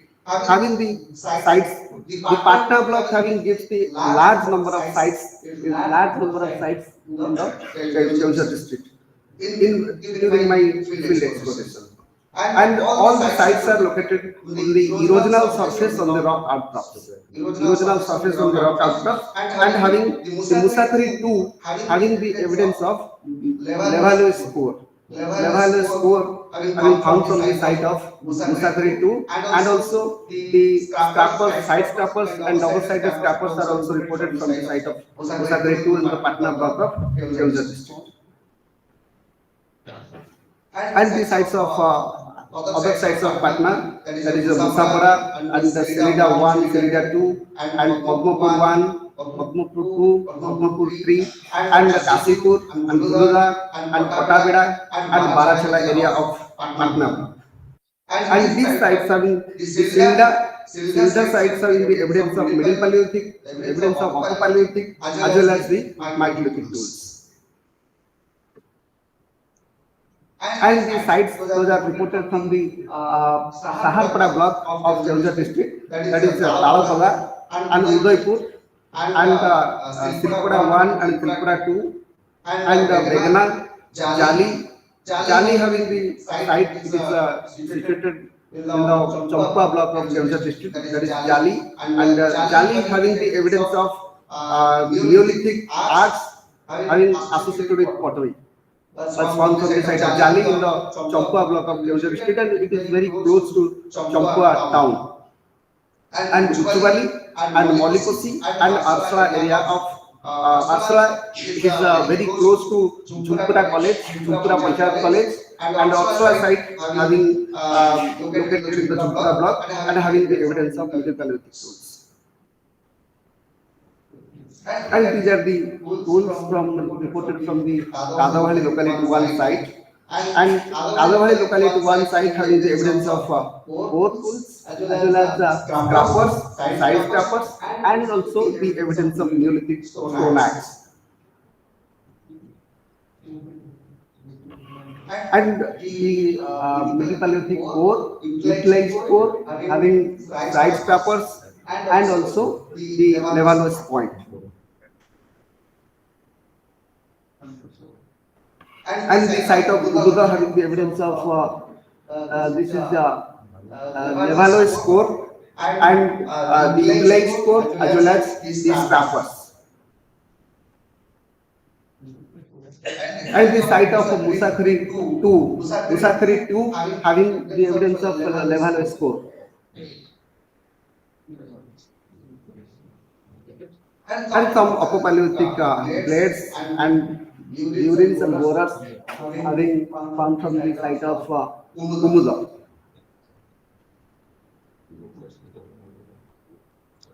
And the cluster of tools, the surface of the this India locality 2 having the evidence of Upper Paleolithic tool assemblies are found, and some of the microlithic tools having found from Polymath 1 having utilized core, having blades, points, and also some threads. And the surface of the Korravani site and the tools having flakes, utilized cores as well as points and blades and bladelets having recovered during the course of archaeological exploration of Korravani. And the site of Tadavali too having utilized core as well as the blades and bladelets,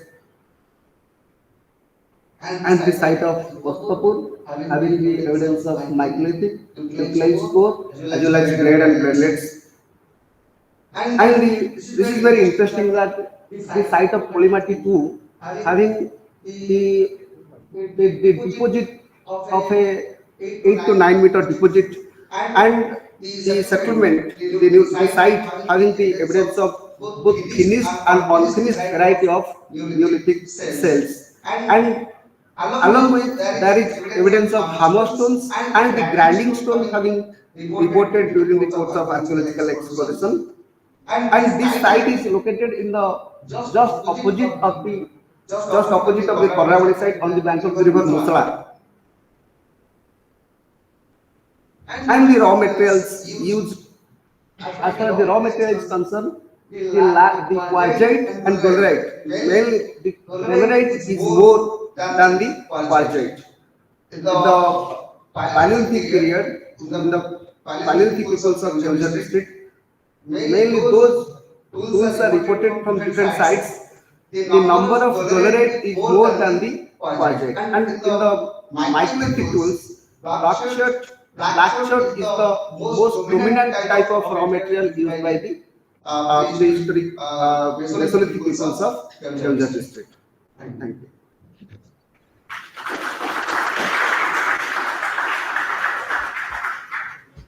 Okay, thank you, Nishikant, to finish in time.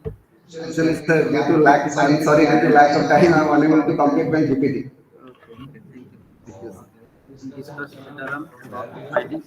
Now I invite Jayashree Pusti to give his lecture on Mesolithic culture, cultural remains around Polsaponga in Keonjhar district.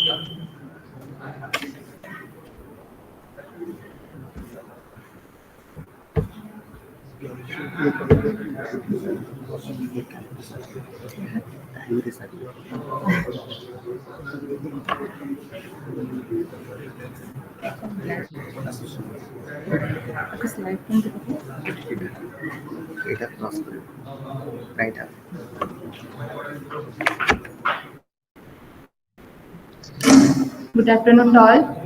Respected sirs, chairperson, and my delegates. Today, I present the topic on Mesolithic cultural remains around Polasponga area, district, Keonjhar district of Odisha. That maybe contains the introduction, typology, and technology of the Mesolithic culture, context of my present study, aims and objectives, and final the result. So, first of all, we want to know what is Mesolithic culture. Basically, there are some features which is clearly differentiate the Mesolithic culture from others. For example, the climatic change, which is from cold climate to warm climate, which is affect the both flora and fauna at that time. Then the usages of small and tiny tools are the main features of the Mesolithic culture called microliths, and the uses of some raw materials which is differentiate the Mesolithic culture. Basically, the raw materials which was used at that time was quartz, quartzite, and different types of charts. The another important feature of the Mesolithic period is growth in the human population that is attested by significantly increased number of the sites. So there is some typology and technology of the Mesolithic culture. Microliths are the common tool which is retouched intentionally on the basis of the shapes and sizes. Microliths classify on the geometric and non-geometric tools. The geometric tools are classified in triangles, trapezoids, and lunate, and the non-geometric tools include points, oblique points, and the oblique blades.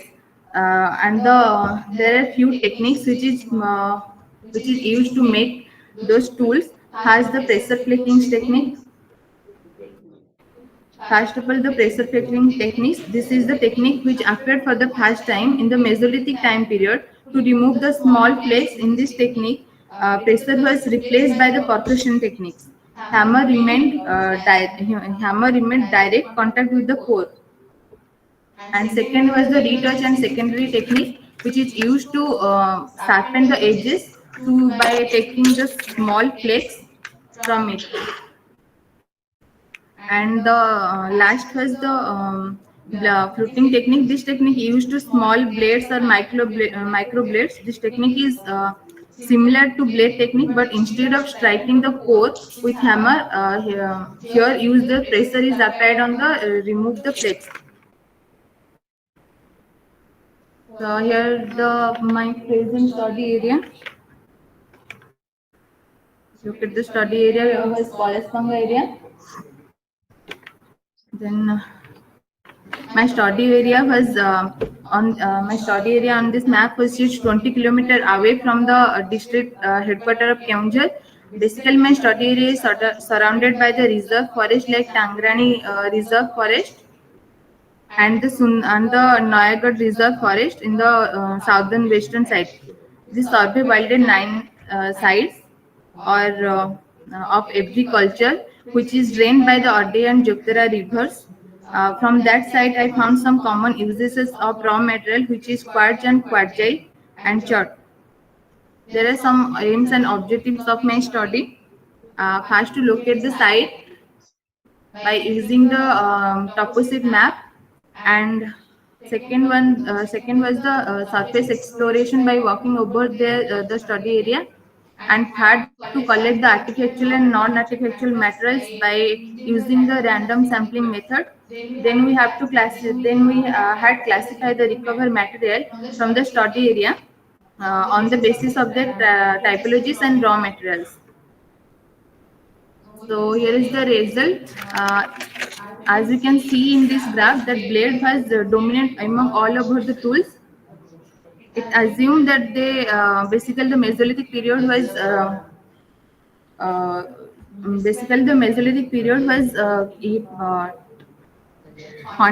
for uses the hunting purposes. Blades are uses for hunting purposes. As we know, the blades are uses for cutting and butchering the flesh. So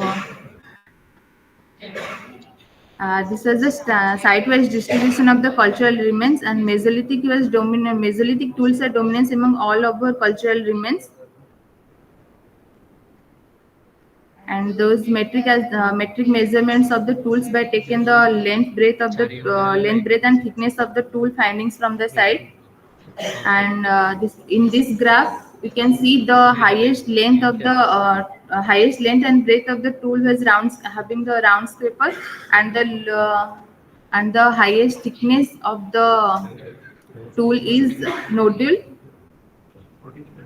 And in this step, So as we discussed earlier, that my study area Polespanga highly evidenced with the Mesolithic tools, and most of the tools are fashioned by retouch and secondary work, punching and pressure flaking techniques. The raw material of those tools indicate the Mesolithic population of that area prefer to use the local materials available like quartzite and different kinds of charts like black chart and gray charts, etc. And these are some photo plates. This is a quartz scraper found from Archaeological, and then there is some blade, utilized blade, and there is a Mesolithic core and floated core. Some blades are finding from that side, and penknife blade also. Thank you.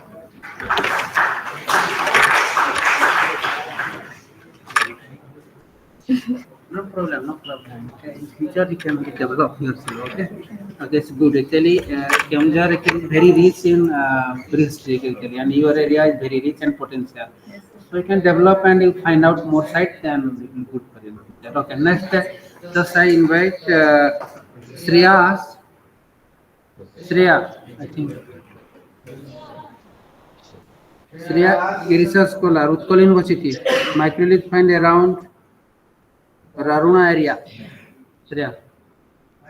Okay, no, absent. Then Sudam, sir, Nija sir, Sudam Dhankar. Okay, you just come present. Okay. This is the last presentation before lunch. Okay, okay. Sudam.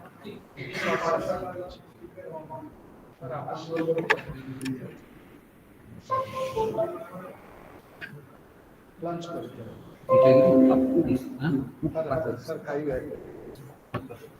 ଆଚ୍ଛା friend ଶୈଳ୍ୟ ପାଖରେ ବସେ ସେ କାଲି ଆପଣଙ୍କ ସହିତ ମୁଁ ବସିନଥିଲି କାଲି ଆପଣ ଏତେ ସମୟ ବସିଲେ ମୁଁ ଆପଣଙ୍କ ପାଖରେ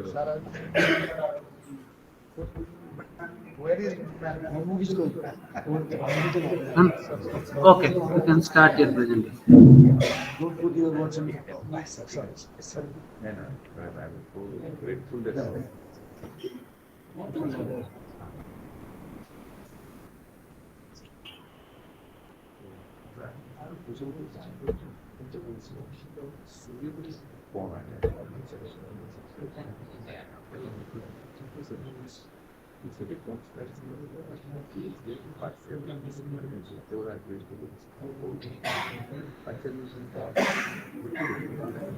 Very good afternoon to everyone. Respected President of this session, Pastor Sir, Mr. Sir, and other research scholars and my teachers. Today I am going to present my seminar topic, which is based on prehistoric investigation in Khalga River Valley, Odisha, which is located in the southwestern part of Odisha, as well as this river is originated from Kandhamal district and joined in the Del River Valley. And this river is a tributary of Del River, and this river is most significant because of its finding. And it is one of my PhD topics, which is my PhD topic. And recently I have recently I have awarded with the PhD degree on this topic. And coming to the topic, the most important thing of this region, that is a number of archaeological exploration has also conducted in Odisha, but this part is still early. And first time, Dr. Odisha sir, who conducted a number of archaeological research on this area, but he still left this region, the Khalga River Valley, which is also locally known as the Kharar River. And the peoples have also now known as the tribal people. They were also located and they were also settled in this region. They were known as the Mon people. And in this part, the Initially, the prehistoric studies in Indian subcontinent can be respectively beginning of the 19th century, and however, the prehistoric research is carried out by the various research scholars and the several river basin in this part, and only a small part of Kandhamal and Balangir district has been surveyed by the scholars like Begler, Ojal sir, Tripathi sir, Deep sir, Dr. Prana sir, Mishra sir, and others. And subsequently, the Bharga River is a major tributary of Del River, which flow towards the east-west direction in the Kandhamal district, Kandhamal, Bauh, and Balangir district, and it was merged with the Del River valley in Balangir district, and it has certain several nalas and several other tributaries like Tambajur, Kalajur, Dumkia Nala, Dongri Jur, Siska Jur, Nanpuri Jura, Kalihana Nala, and Bagajur. And this river is very potential for every early human settlement, and the prevalent paper is, I told you that based on the phrase prehistoric investigation and the archaeological exploration which was carried out from 2019 to 2021, and as many as I found 21 freshly and newly prehistoric sites. And coming to the previous work, without giving such acknowledgement to the previous work, how could we forget our previous archaeologists and their work, like Birbal, Argivanati, Acharya, Bose, and Sen, Mahapatra, a number of scholars who worked on this Odisha, on this prehistoric research in Odisha and different river basin in Odisha. And likely, the western part of the Odisha mostly carried out by S. Roja sir, K. Mishra sir, Dr. P. K. Behra sir, S. Radha sir, C. Sharma, Balram Tripathi, Samantha N. Thakur, my guide, Nalikant Rana, Dr. S. Deep, Dr. S. Nengi, and K. Pari. These are the so fresh prehistoric research which was conducted by the different research scholars, and they were conducted many research in the Odisha, mostly in the western part of Odisha, and they given certain importance to the western part of Odisha. And nowadays, a number of fresh archaeological exploration and excavation which is carried out by different scholars and different researchers. Coming to the next, this is the Bharga River, as you see on the screen, that this river have also carried a number of archaeological artifacts, number of raw materials, number of resources for giving an opportunity for the human settlement in the prehistoric period. And likely, this river have also provide more suitable environment for the prehistoric settlement and the early settlement. Coming to the study area, as you see that the Bharga River is also demarcated on this line, and it is also located on the Kandhamal district, and it is originated from the Kandhamal district, and it is merged with the Del River in Balangir district. The most important thing is the elevation profile of Bharga River valley. Here I am going to show a short image or a video that which also given a platform to how the prehistoric men they were also settled. As you see that the arrow which also shows and that is running up from the down to the upper part. That this is the elevation profile of the study area. That from the lower part to the upper part, the people have also settled in this region, and there is no any differentiation between this lower part and the upper part. As well as the higher elevation profile, the higher elevation area also provides a suitable environment for the prehistoric settlement and the prehistoric sites. And I have also found as many as 21 prehistoric sites in this region. And this is the geomorphological context of the study area, and I have found as many as 21 sites. And later there are three contexts, that is river bank, woodland, and rocky outcrops. The lithological map as many as 11 lithological significance found in this river, and the soil map of the study area, which also provide mostly the alluvial deposition of this region, and which is also suitable for the cultivation and agriculture. And the most important thing for the destruction and the destroy of this site, that is the availabilities and the suitable environment of this region, because the people, the local people, they start to cultivate, they start to construction many roads, and this may also be reason behind the destruction of the many prehistoric sites in nowadays. And this is the drainage pattern I have source, and this pattern also called as the dendritic drainage pattern, which create, and the methodology which I have followed in my research work, that both the primary methods and secondary method which I have followed, and mostly exploration method, that the topographical map, geological map, satellite imagery, then Google Earth, and the personal interaction with the local people. On this sampling method, we have also collected many data from the cluster sampling, area sampling, random sampling, and the section scraping. As we have not permitted for taking any trenches or the excavation, so we just only give a certain section scraping, which I am going to show in the next slide. On the methodological, on the typo-technological parameter, we have also collected, or we have also collected as many as 62 parameters from this stone tool. Each and every stone tool is every microlithic object, and we have followed certain books and the scholars like the F4s, Nicholas Todd, Androwski, Jeff Textier, John Jesia, and others. And the statistical analysis that we have followed, and like your software like your MX Excel, MX Strata, and the secondary book I have also followed certain secondary books like this is Archaeological Research Journal and the basic thesis.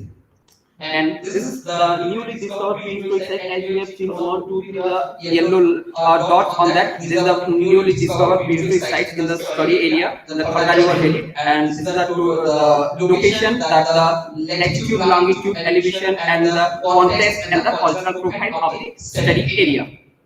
Coming to the exploration section, that I have explored as many as 21 sites, and among these, that most of the sites also found in the riverbank section as well as the foothill section. As I told you, that there are three geomorphological concepts, that is the riverbank, then rocky outcrop, and the foothill context. So most of the sites we have found in the foothill context, and these are the some important photos which I have taken during my fieldwork, and so also this is also the local people see they practice to catch the fish. This is site, some photos of the sites, archaeological sites, and the collection of the artifacts in different parts of the Kharga River Valley, and different methods we have also followed. That is the sampling method, cluster sampling, random sampling, and these are some artifacts which was also scattered in this region, a large plaque. And coming to the most interesting, when the researchers got their interesting on the topic, that when we found certain important artifact and such a curiosity, that is the handex. Only a single handex which also helped me for the make a different cultural profile on this area. However, that I have only found a one single handex which was also made out of the silicified rock. But this is but where we have found a number of raw material sources, but we are not found any sources of the silicified rock. So it may be caused behind the handex may be manifold from the far distance. This is the cluster, some cluster of the core. And a stratigraphical profile, as I told, that we are not allowed for taking any trench or any excavation. That's why I'm just giving certain section scraping, and as well as six stratigraphical layer which broadly discovered. Coming to the next, each and every aspect, raw material played an important role for manufacturing the stone tools, and that's why based on the source, location, shape, size, durability, and abundance, these are the most important part for the making of the stone tools, and the stone tools which help us through the abilities of the raw material, and each and every raw material which played most important role in manufacturing of the stone tools. The raw material used in this research area, that is chalk, quartzite, quartz, crystal, silicified, sandstone, jasper, chalcedony, azite, and hematite. And here is a percentage of this section. This is the percentage of the bar chart which shows, and this is the source material. And as you see that the Jamud a fresh quartzite source which located in the Jamut cave, and it is also the in numbers of hill and in numbers of rocks are there, in numbers of quartzite source are there, and which may be also behind the availabilities of the quartzite raw material in this region. But apart from that, the Kachar Valley, which also provide the availabilities of the chort material, and the most dominating chort material, that is the chort. The most dominating raw material is the chort, and these are some location. And Kharga River also provides the raw materials along with this river section, and the typological basis that as within the small time and the period, I just giving certain typological figure out, that is the core, flake, blade, blended, and the core mostly as many as 489 core which is recovered. Coming to this is the typological study of the lithic assemblage and the core matrix, and this is some images of the core. Then flake. Flake is the most dominating blanks of this research area and the artifacts. And these are the some images of the flap, the overs and removes, both the different types of tools that like the knots, scraper, burins. This type of tools which I have recovered and also identified during my research work. And the blade also comprise as well as 200 blades. These are some image of the blades. Coming to the bladelets, and 273 bladelets were recovered from this study area, and these are some important bladelets image. And coming to the choppers, and as we say that most of the part, as sir also said, that the heavy duty tools also nowadays not associated with the microlith, but most of the part nowadays, and in my research work, some heavy duty tools also associate with the microlith, and like the Bargarh upland and Kandhamal and Balangir district, these are the some microlith. These are the some heavy duty tools which is also associated with the heavy duty tools and microlithic. And these are some image of the choppers and hand decks. Only one hand decks which I have recovered from this site, the Carnivera. Then limitation of my research, as the basic point of my research, that is I have chosen that first to take the topic of prehistoric investigation in Kandhamal district, but my topic is quiz and it is only confined with the prehistoric investigation in the Kandhamal district, sorry, Kharga River Valley, because due to the time limitation and the most important thing, the Maoist infiltration in this research area, and I have also sometimes encountered and also it's create different problems to take that challenge, and now I confine my research within the Kharga River Valley. And the conclusion, that is a regional comparison that is based on the raw material, artifact and land pattern. This is the different part of this research area, and this is the observation that it is a new finding in the Kharga River Valley which was also never reported. Therefore, the research took as a challenge to explore this area and bring out the result of the prehistoric culture in this region. Coming to the conclusion, however, the prehistoric studies in Odisha are still in fact recording stage, and this is my thank you. Okay. Actually, thank you and congratulations to Sudham. Actually, this area has not touched before. Actually, and I'm happy that she is new coming, like a new scholar also coming out in that area. So still yet to find any scholar who just agreed to work on southern part of Odisha, and it's a good initiative that he started the work in that region. So if you do research in southern part also, then there is a holistic will come out a picture about the prehistoric profile of Odisha. Thank you, Sudham. Okay, thank you everybody. Now it's time for our break launch. Okay. Sir. Okay, sir.